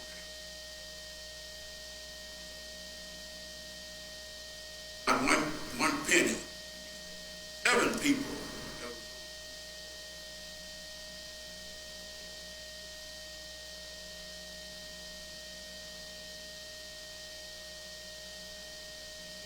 One neighborhood. Nobody in that neighborhood like this person. Can you move a little closer to the mic? They're having trouble. It's okay. I thought it was already on. I talked loud enough, That one's not working, I don't think. I don't think that one's working. We'll just pass that one around. Put me all right That's now. me not with that. I talked loud enough, but we had one member that from one neighborhood, she spent over $1,400 of her money. That's not fair, because people in that neighborhood didn't like her, so they didn't want to pay their neighborhood funds to send her. But the mayor told me, and I'm going to say my staff, that he was going to pay 50%, and we pay 50%, or the person that was going to NUSA will pay 50%. And I just don't think that's fair that we represent the entire neighborhood. We have businesses out there want to help us pay for those expenses. But know what they tell us? You all are elected officials. How in the world am I an elected official through the city of Birmingham, and I can't get Alabama Power to pay my hotel bill? Because they can't do it, because they say I'm an elected official. I was elected to this office.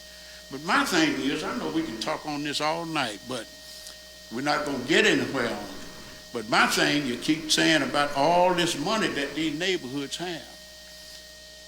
We had money when Larry Langford came in. I can say it, because we needed $50,000 to put some lights up there in the North Birmingham Park for those little kids to play baseball that night.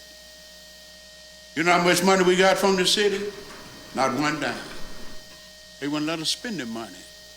So Elmer Harris went out there and put all the lights up out there in the park for us. So now on this money situation, if y'all want us to spend all that money on a project, let us know that, if that's what you're after. But we're talking about an individual that's going to Noosa, gonna go in their pocket to spend $1,400, and we throw money away just like we throwing flyers out in the street. Mr. Coleman, thank you for those comments. I just want to be sure we realize we're trying to get conversation. We're not going to make any changes or make any final rules today. So we just want to have the conversation. But I do want to make you all aware that we have 3 members of our council who are members of the National League of Cities, which is very similar to Noosa. We all are in jeopardy if we don't get reelected, even though we've been appointed to these capacities within NLC. We don't get a chance to serve either, similar to what your requirements would be. But we don't go into each other's discretionary funds in order to make that travel. And so we have to be, we have a budget that we set every year for travel. And so we have to operate within that. So that's where we're coming from. But I know Dr. O'Quinn wants to say something. Yeah, so I think this is actually there's a very easy solution to this. So putting this language in the CP plan may be a challenge because it would potentially, commit funds. So you may have to put a clause in there, contingent upon funds being available. But every year, the council has to vote on this travel. And if there is a, situation like this that you're talking about, or perhaps, we could work towards this goal of individuals that, are serving in this capacity. We simply just declare this a public purpose and allocate the funds, on as the need arises. I agree with you, that if you're representing the entire city of Birmingham, and I know, some of the specifics of the circumstances that led to this, but, I agree that it shouldn't necessarily be, certainly, it shouldn't be on the individual to bear the burden of representing the city of Birmingham. But I think there's, my point is that I think there's an easy way to handle this, and, handling it on an individual, need, annually. It may be a challenge to include the language in the CP plan because in a way that, is reflective of the flat fact that there's not always adequate resources available. So that's just my 2 cents. Yes, sir. I don't know, no.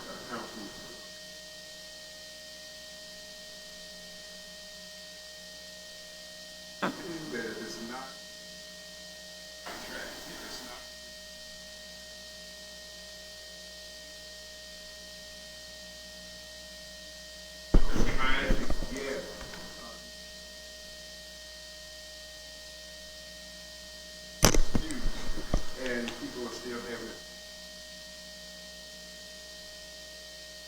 to be included.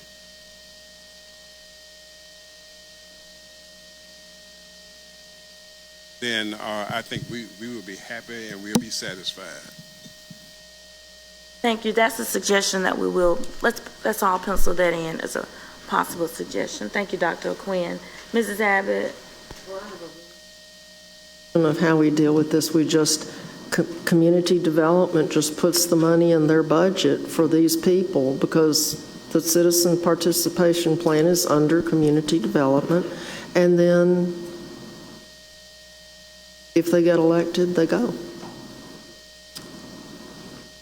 That's an easy thing to do because the administration controls the budget 100% and we don't have any input in it, so they can fix it. Boom, just like that. I know Mr. Chaz is over there smiling, but I can't see his whole face. So he's over there. All right, thank you.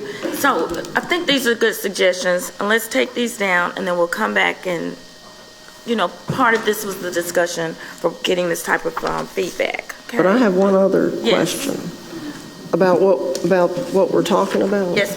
Back to what we were talking about, which, okay, there are 3 requests here. If an officer is elected to elected to the council, you have to resign.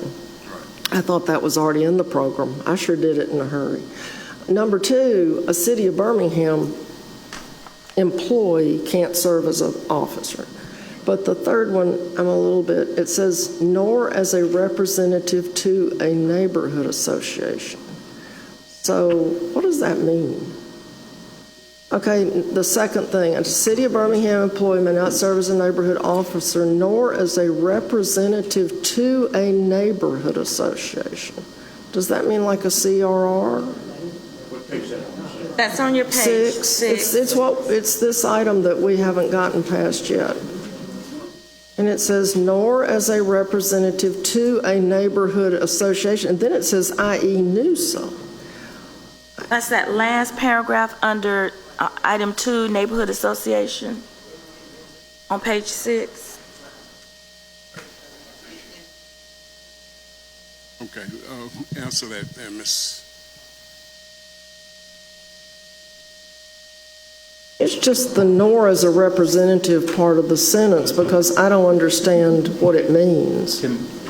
Go ahead, Dr. Glenn. Yeah, so I think my interpretation of that is that a city employee may not serve as a neighborhood officer nor as a representative elected to a board like NUSA. Yes, that's correct. Okay, so maybe nor as a representative of a neighborhood association instead of to a neighborhood association, because the only representative to a neighborhood association, I guess, would be a CRR.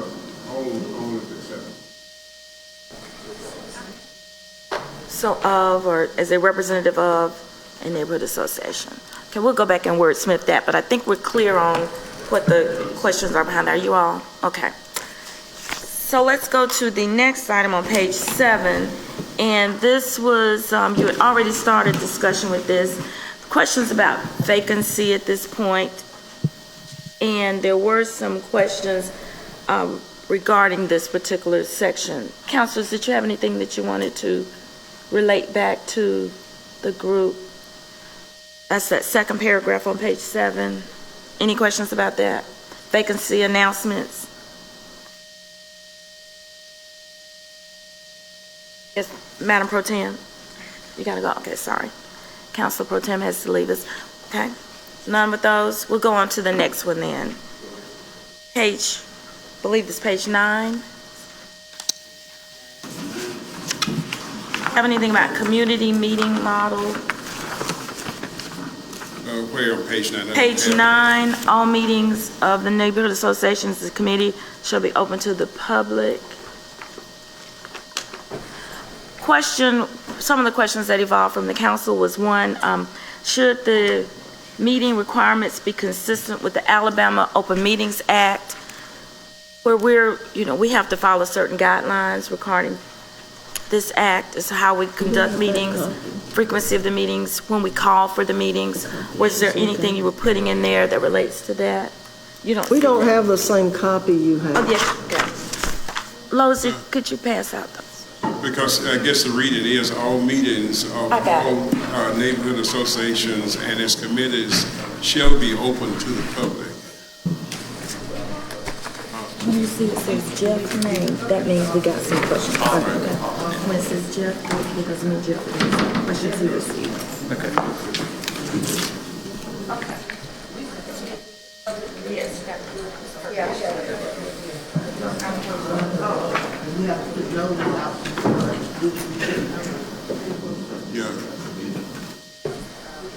I guess I'm trying to understand what the question is, because we said that all meetings of the neighborhood association and its committees shall be open to the public. Okay, and the neighborhood association may invite non-residents to the neighborhood to participate and cooperate with the neighborhood association and advisory group.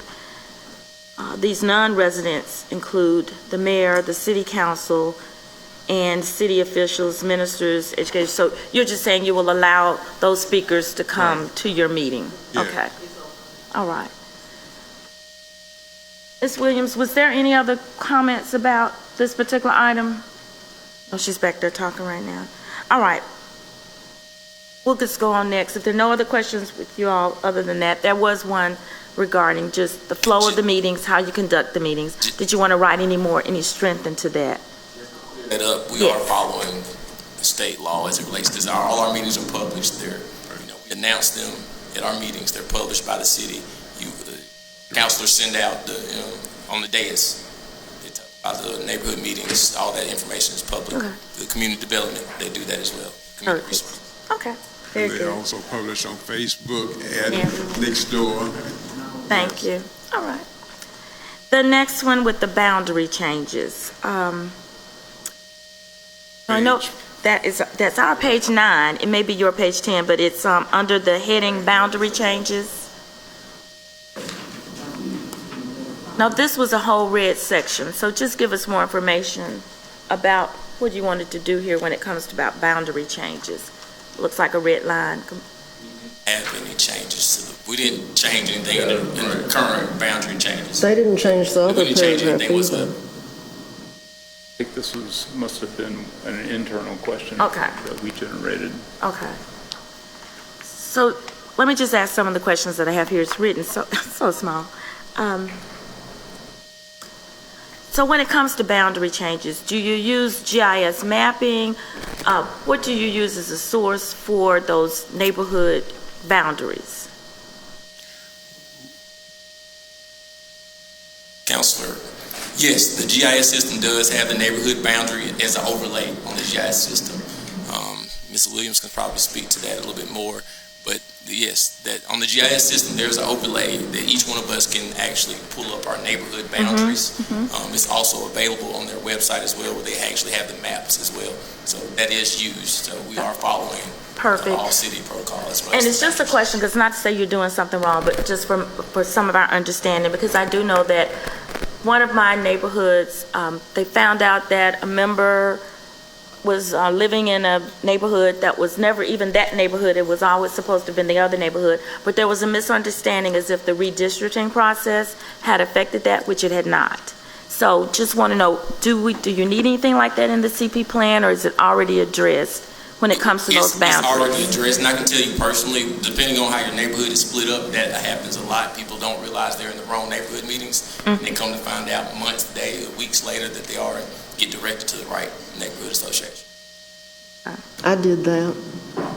Went to the wrong neighborhood for a few weeks before I realized that wasn't my neighborhood. They finally told me to go away. And Madam President, just for clarification, if you have that problem, the states clearly how to handle it. I just went through that. Perfect. Went through that now. Okay, thank you. And I do remember we did have a group to come before a council meeting that was requesting, is it Pine Knoll Vista, or where they had a question, and I don't know if the plan was precipitating their question to the council, or how that was handled, or do you feel that's specified well enough in here? Because I represent Pine Knoll Vista, I can tell you that there's still some going back and forth. There were some attempts at a vote to annex a couple of homes, because literally it's one street, and you have 3 homes that are technically in one neighborhood, and you might have 3 or 4 in the other neighborhood. And those 3 or 4 wanted to move into the neighborhood of their choosing. There were some vote attempts that occurred. That process played out as it should, as stated in the CP plan, but that vote from those neighborhood officers didn't go through, because residents have to vote to approve people leaving and people coming in. So that's totally left up to the neighborhoods to make that determination. But there still may be some active conversations about that. So that I imagine Councilor Moore does know a little bit more about about that currently. Okay, thank you. And Madam Any- President? Yes. Yeah, when I was president of Glen Iris, we had one of those situations, and it was because the citizens who live near a problem location were in the wrong neighborhood. They weren't in the, they wanted to go to the neighborhood association across the street from their house to complain about the noise and all the drug problems in the park, but the park was in another neighborhood. But everybody agreed, and it worked out just fine, and they moved the boundary, and so it was a friendly thing because, 5 Point South agreed that really they didn't feel like those people belonged to them anyway. But it works. It works when it's kind of logical. Lastly, I can get you all the update on that particular situation if that's what you're asking for. Thank you. The next one we had comments on, I don't know if you want to go through anything else, but leading up to this was under it's our page 17. It's under bilingual and also contingency and local option activities. And it's under the heading 17. It's our page 17, yes. Bilingual. Okay, thank you. There were just some comments about maybe this section just needed some wordsmithing because it seemed a little different than what I think you were trying to accomplish. Of course, we know that we do have a growing bilingual community, especially in some of the neighborhoods, thinking of like Innan Ridge and up near Tuggle, places like that. And so the question was, did we need to change some of that wording? And just go with me on this. Since the city of Birmingham does have a growing number of low and moderate income, non-English speaking residents or blighted neighborhoods of the same bilingual requirements, that they are applicable at this time. This is almost like we were being negative versus. Madam. Yeah, Madam. and this was the original language. We did not change that, so whatever adjustment you want to make in that, I think would be fine. And Madam President. y'all discussed that. Chief has a question. Yeah, I just want to bring up the attorney because we could get into some legal ramifications with that particular wording. Go ahead if you'll give us your name, attorney. Thank you. Beverly Scruggs for the Office of the City Attorney. There were some changes made to the standards in 2016 that require affirmative steps on the part of the city to determine the actual percentage or number of non-English speaking persons. And so there has to be more than just a statement that we don't have to do anything. There has to be, some research review of the census results to determine the non-English speaking persons and whether or not we've got a sufficient amount that requires us to take another step. So I think the language needs to be put in there, and there is sample language that's provided by ADECA and by HUD that would comply with that. That essentially says that we will, do that review and we will conduct the 4-step analysis that has to be conducted to determine whether or not we need to take additional action. So I think that we've got to put that in there, and that will cover us so that we can then in turn continue to assess it based on that language. And if the numbers grow to a point where it requires us to make services available like translation or the availability of documents in certain languages, then we'll be able to do that based on that language that we've included.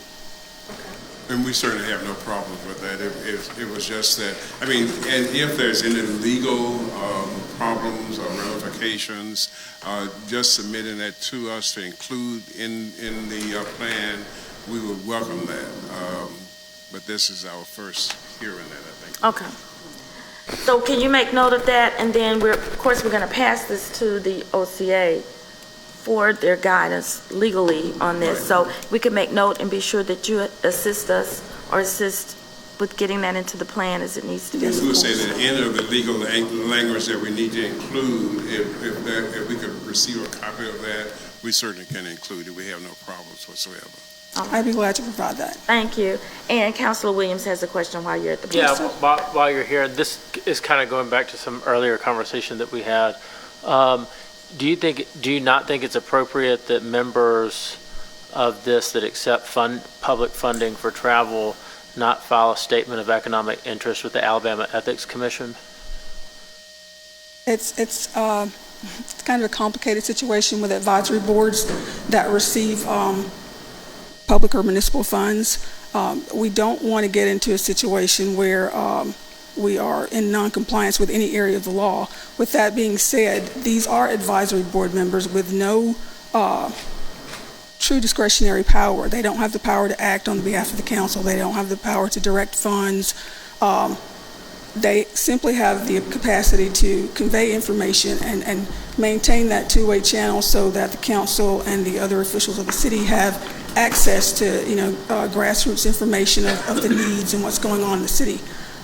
So I think it's important to not twist it or misconstrue it to the point where we're trying to shift control of municipal funds, because we don't have the legal authority to do that. The council has the ability to allocate funds, but they must ensure in their analysis of every individual situation that there's a public purpose for those funds. So I don't think that we've got the capacity to be able to say that we're just going to do this or we're going to do this in a general blanket sort of way. I think that there has to be this analysis of this individual situation as it relates to this person and their travel and where they're going and what it's for, and that's a determination that you'll make, as one of the council members said earlier, on a case-by-case basis. I don't think we're able to include language in the CPP plan that would, just say that the council is going to pay something without going through that analysis and that process.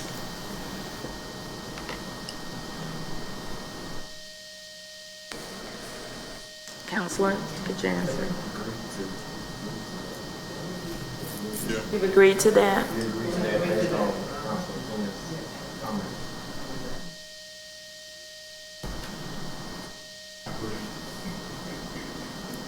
Essentially, we just want to see it. Like Mr. Devereaux said, we just want to see whatever it is so that we can tell everybody that we notice the neighborhood and the citizens. Get it in there so it meets legal requirements, obviously. We don't want to violate the law. Great. Okay. All right. Thank you. Thank you.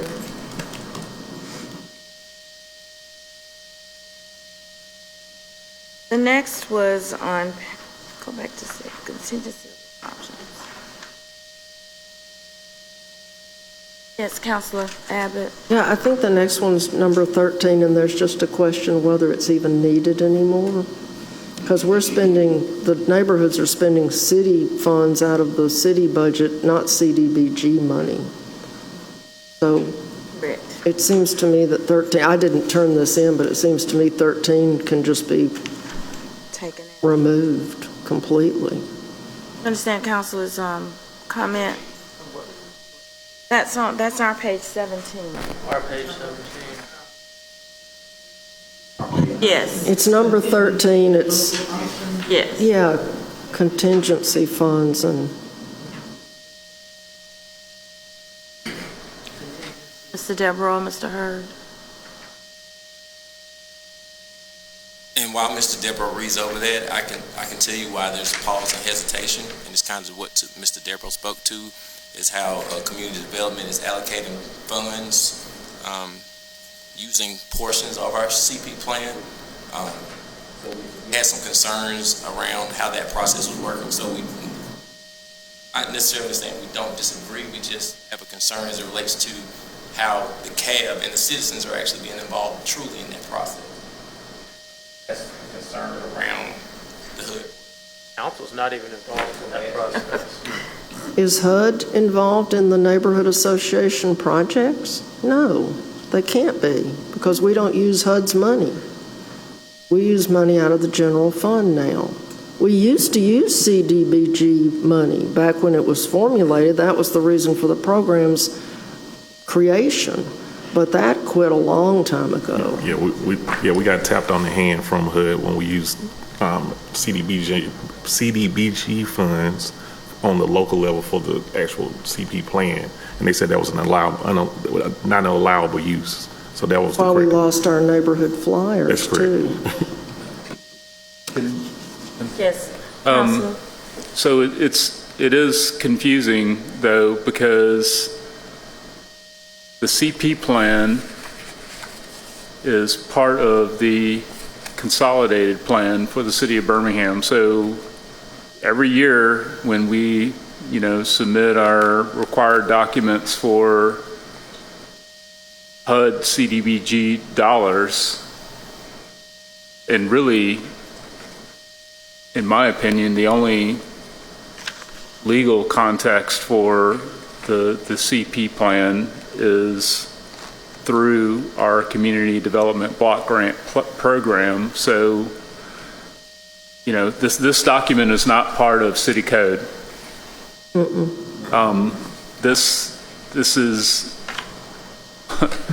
the reason this thing exists is because of CDBG.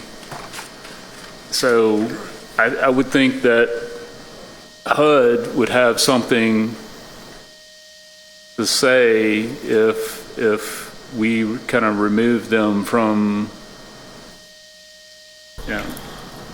How would they know?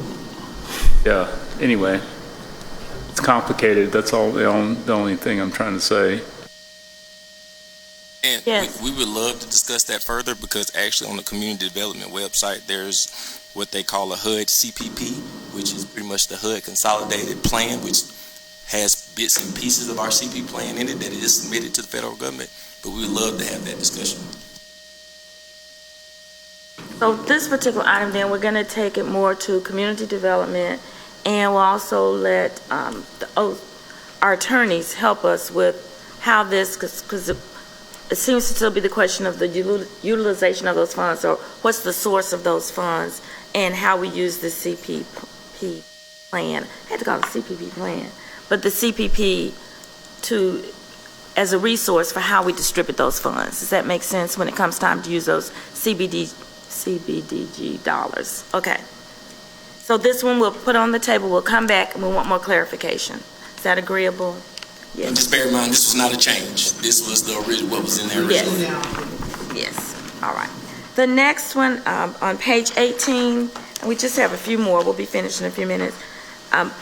The questions we have, questions that came to us as a council as far as procedures, the election process, and procedures for election for neighborhood officers, and those qualifications. And so I know there's been some questions about whether there's a valid Alabama license that needs to be given, or, what is the source of determining the validity of that person to meet qualifications. So just wanted to talk with you about processing through those changes or what those requirements are. What do you see those to be? Do you see any changes that need to be put forth for that? We have not proposed any changes. We were continuing what we had. Now, in our last plan, the next year, but right now we were proposing that it would stay as it is right now. What I'm going to provide you with is, we did have some suggestions of just how that would be outlined that we just wanted you to consider, and I'm going to pass that along to you all later as part of just the summary of what we're talking about today, and just to kind of, I'm going to say tighten that up, but to clarify it more, so that anyone that walks in and wants to, become a candidate for that, it's clear as mud as what direction they have to take, and then that way we don't have to come back asking the council to referee certain situations or things like that. Maybe it still happen, but may not. Can I add to that, and to where we're going with that? I would like for, when you disseminate, for us to add that the neighborhood officer must reside in the house and may not own a rental home. Because I have a lot of people that own rental homes that are trying to come to neighborhood meetings, and they are articulating that they own a house in the neighborhood, but the only asterisk is they don't live in that house that they own. And they tend to be the disruptful folks that are making everyone else in the neighborhood upset.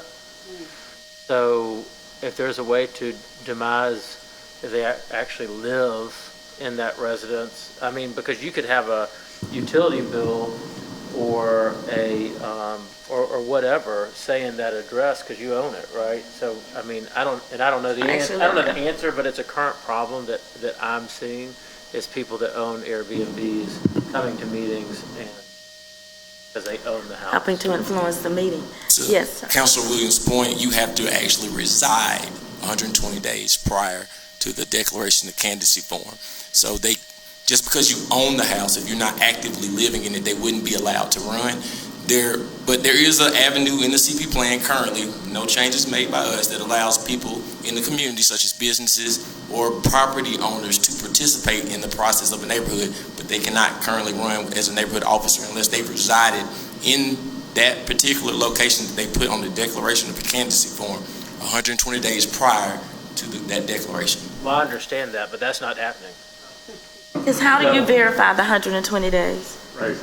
Madam President. There's no way to verify outside of that form. We would welcome your suggestions, and we would review those and incorporate those where we can. There's also... Madam President. Yes, ma'am. Zabit. These changes that are on this procedures for regular elections, this is my suggestion. And the reason is because of what happened in the Glen Iris neighborhood, which has been very controversial. So, being a longtime neighborhood person and wanting it to work right, the changes that I made were just really a little wordsmithing, but when you want to run for office, you need to prove that you live in the neighborhood.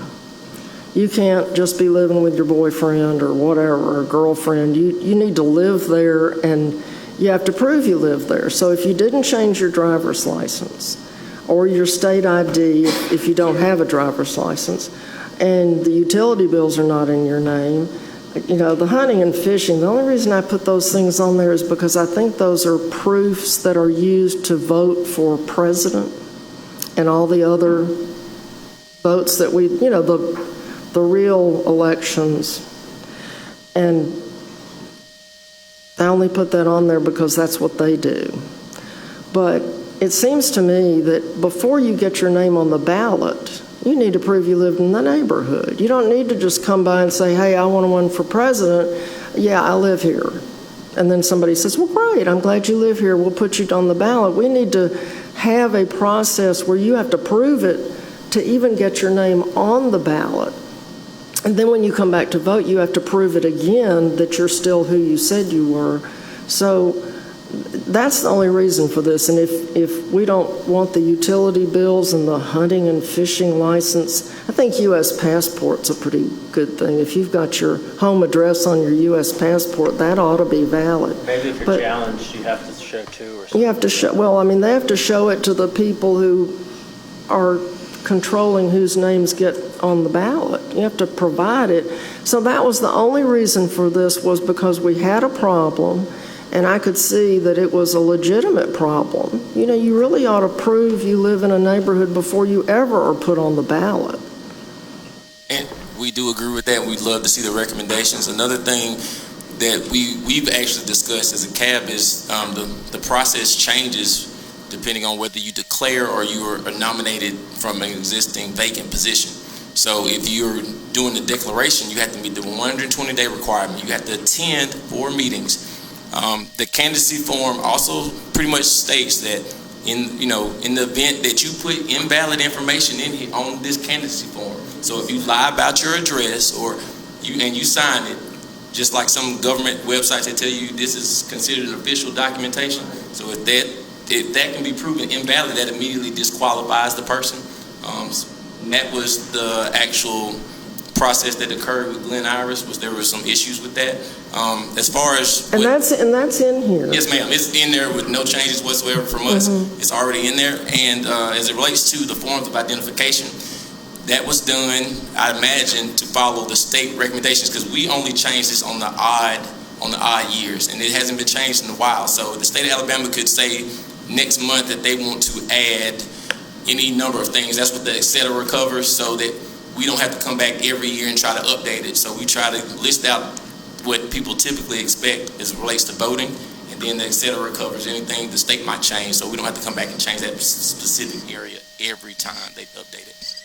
Well, and the language could be changed to just simply say the same proofs of identification that are allowed in federal elections or state elections will be followed in the CP plan. I just wanted people to have to know what the requirements were, so that there would be no controversy. There'd be, you either provide it or you don't. You either provide or you don't get on the ballot. So then they're not all that angst. So that was the only reason for these changes. And if y'all don't, I mean, if nobody likes them, that's fine. I just wanted to avoid controversy, because knowing what the requirements are, you can't say, well, I didn't know if it's in the CP plan. And let me say this. One thing, we talked about that 120 days, which is might not be, but we talked about full meetings that you had to attend. And when you attend those 4 meetings, it means that you're telling us that the minutes and the sign-in sheet should reflect to that. So, that makes sense. We just had a mess over that. But I'm hoping we can get it straightened out.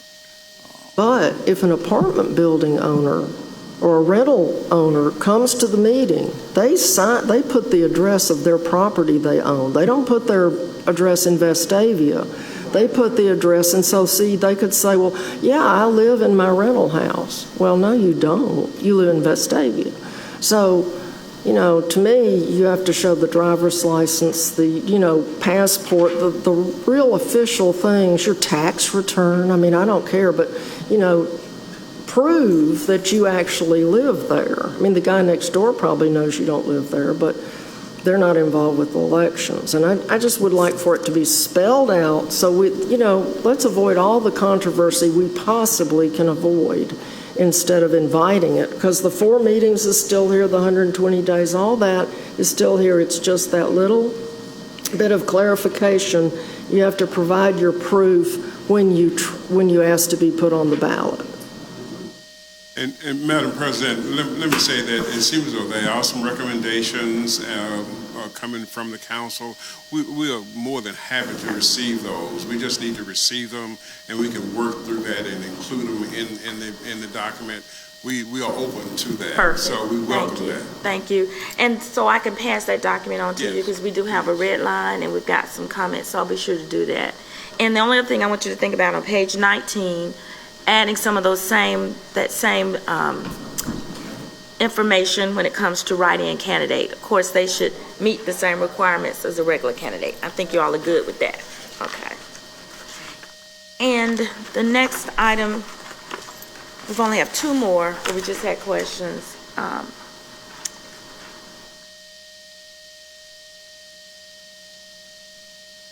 When it comes to petitioners, and when there is an absentee balloting, just wondered, did you need to shore that up a little bit? Or here's a question: who verifies and certifies the petitioners? Is that done within the neighborhood, or is it done with community resources?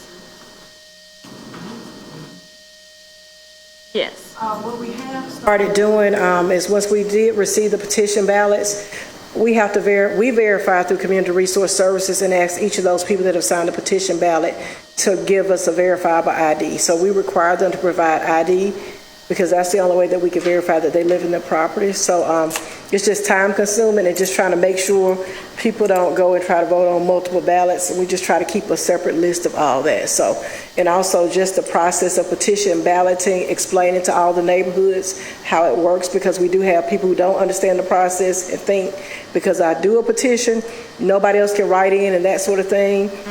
And get frustrated and want to contest the election. So we try to educate the neighborhood on that. So we do verify the ID on our end. I don't know in the past how it was done, but that's what I do. I just ask for ID. So, Mr. Coleman, y'all might have done something different in the past. I'm not sure, but I ask for ID verification. Okay. Thank you. And the display of the copy of the maps, when you have your, again, you stated earlier already, you're using the GIS mapping and those neighborhood maps that we have from GIS. Yes. So I want to say too, that's in terms of the CP plan, a lot of this language is from pre-computer, pre-technology. So as long as we have it available on our computers, because even the request for neighborhood officers to share their phone number and address, right now, the plan doesn't say phone number, email, that sort of thing. So that's a technology thing, I think, and I don't know if that's something y'all want to address, because we do have our computers at all of the election sites, so we can verify those addresses. So that was the reason that some people were having issues, because now we have the computers and weren't relying on those maps that may make it look like you're in a neighborhood, but you're across the street from a neighborhood. So I think maybe possibly looking at making that addition for us, just to help us, allowing the computers to serve as that purpose, because we can put in the address and it gives you the exact neighborhood, the exact community, as opposed to looking at that paper map and not being able to make that determination. Thank you. So we'll be sure to go back and just kind of highlight that. And the last item is in regards to when you have a contested ballot, or you have a contested result. And I know we've used referees in the past, or you've had a referee. And so the question is, has the referee ever been asked to volunteer or volunteered additional guidelines, been asked to or volunteered additional procedures and or guidelines when it comes to handling the contest?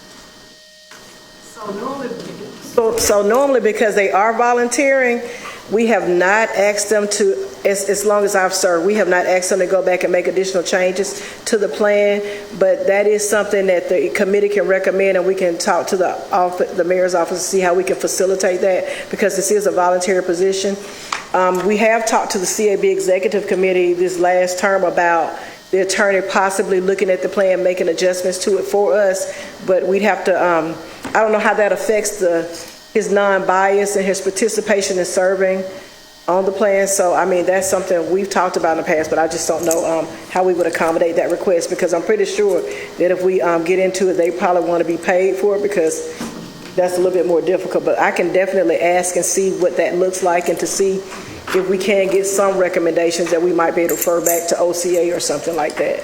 But we did talk about it with CAB Executive Committee before. Thank you. Councilors, any other items that you just want to bring up for discussion, or we can send those to the committee? Is that okay? I will say something. Yes. I appreciate you guys being here, and it might be nice to have, outside of talking about this mundane document, it might be nice to make this more of a regular thing. So I appreciate y'all's being here.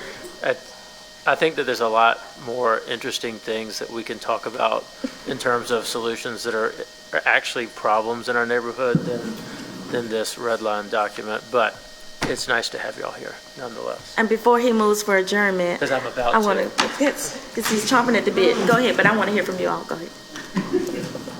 Yeah, I want to just throw something more general out there. And, at the risk of offending folks, I'm just going to say this. But anyway, so one of the, issues that I think a lot of folks kind of complain about is, the lack of participation, and there's really, 5 people in a meeting representative of an entire neighborhood. So part of the reason, so to me, language is incredibly important. And there's a big difference between using one word versus another. It can completely change an interpretation. So one of the things that I've thought about over the years is that, the context of the CP plan is that we have a neighborhood association, and that every resident of the neighborhood who meets the qualifications is by default, a member of the association and has voting rights and so on and so forth. And by having that type of frame, by using that framing, when you have, even 20 people who are representing 1,200 households, that, to some folks, when, that's an issue, that it doesn't seem representative that such a small group kind of speaks for an entire neighborhood. Now, I know it's complicated, but one of the things that I've thought about is, rather than calling them neighborhood associations, one of the ideas that I've kind of turned over is, why don't we have, the president, vice president, secretary be a resident council. And, the recommendation, nothing would really change. You could still conduct your meetings. Folks could come to a meeting and, guide the resident council in terms of, recommendations and everything. But it seems like I just want to throw that idea out there, but that based on what we observe, it seems to me that it might be more appropriate than to call it a council versus an association. Because again, the expectations created by using that language,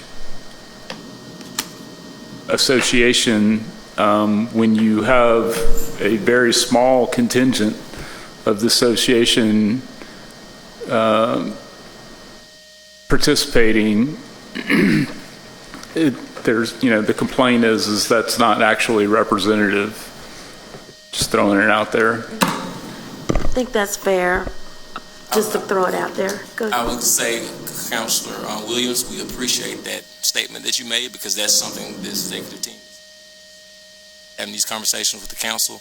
To Councilor O'Quinn, one of the things that we as neighborhood officers and even as CAB representatives have been having to deal with is the fact that we don't have the opportunity to really reach our neighborhood association. We don't want to disenfranchise necessarily, or make it appear that we're disenfranchising anybody from participating in a neighborhood association. So we would just like the city's assistance in reaching our neighborhood a little bit better, because we're not allowed to mail out anything with our neighborhood funds. So there are some things that we would love the opportunity to be able to reach more people, so that we can make that attendance look the way you would like it to look, in the way that we would like it to look. But right now we're struggling to get that done because of the framework that has been put in place by the law department as it relates to the things that we can spend our neighborhood funds on. So we would love to have a packed room with 1,000. If we have 1,400, we want all 1,400 there if we can get them there.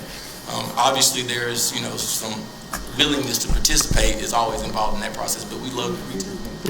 Possibly can. Madam President. Yes. Because I don't want to end the meeting without saying that we hold all public funds in the same light. If it's a neighborhood fund, if it's a council discretionary fund, or if it's any department fund, it goes through the same process. We always check all of our boxes to make sure it's legal and proper before anything is approved or going out the door. Just wanted to say that publicly. Thank you, Chief. Appreciate that. Yes, sir. And I didn't mean to disparage, but what we've heard from our neighborhood is that we get a mailer from the city of Birmingham, 2 or 3 times a month, yet our neighborhood association can't give us nothing. Why can't we get a newsletter from our neighborhood association? Well, we've been told that we cannot do that. So that's the issue we're facing. I've heard that. One word on got an email about that. through. Yes, go ahead. Like Councilor O'Quinn, I know some neighborhoods might have 5 to 10 people, but we used to have a mail out. I know Ms. Abbott could remember we had a mail out go out. If it didn't go out but once a month, every 3 months, we will appreciate it. That's how people got to come to the neighborhood meeting. And in my neighborhood, the people that got old, and they don't mind coming, but they don't know. They can't remember. But my thing is, I just want to tell you guys, I appreciate you. I appreciate you letting us get an opportunity. But we want to learn how to work together. And I think once we learn that, how to work together, we'll be a better CP plan or counselor. Now, when you had this counselor, are you going to have a vice president, secretary, and a president? Or just going to have we're all three council people? Well, That'll confuse the stew out. If we call it a council, first of all, it sounds like a housing community because they have resident councils. And then you'll talk about the council, and they won't know which council you're talking about, and all it'll be is a big mess. So if we're going to choose a new name, let's choose one nobody else uses. yeah. Question, if I may. Yes, ma'am. With the little word changes that you've got to do for this one, we need to get this back Yes. ASAP. Time. We will have, our deputy director will email the document that I was talking from that had the suggested changes, and I've been taking notes, so we're going to add the notes for the conversation that we had, and we'll get that back to you. Could you give us at least a week, because we have some other things going on within the council right now that we're looking at, but if you could give us a week, and we'll get that back to you through email, okay? Promise that. And yes, sir. Hold on one second, Mr. Cole. Deputy Director. Only thing I was going to say, Madam President, is that I can take the additional comments and fractions on the document that you currently have. Yes. However, I did make a commitment to send it up to OCA before you brought it back. So I don't have a problem with that. Okay. Commitment to send it up to OCA. Perfect. Okay, so if you'll know, that adds some of the timeline to that, if that's okay. Okay. And Councilor Tate, did you want to end this out? Okay, great. I do want to echo and thank you all for this opportunity. I think it went very well. I'm very pleased with the communication, the conversation we had back and forth. I do want you all to feel that this is a working document between both entities and within the group. And I know the councilors are very committed, and I know that you are as well, and to making this a good resource tool so that for even some of the issues that we've had recently, that again, if it's written, then I believe in following the policy, and I let the policy work for me. So we want to be sure we have good policies, right? So thank you all. Counselor? Motion to adjourn. Second. All those in favor say aye. Aye. Thank you.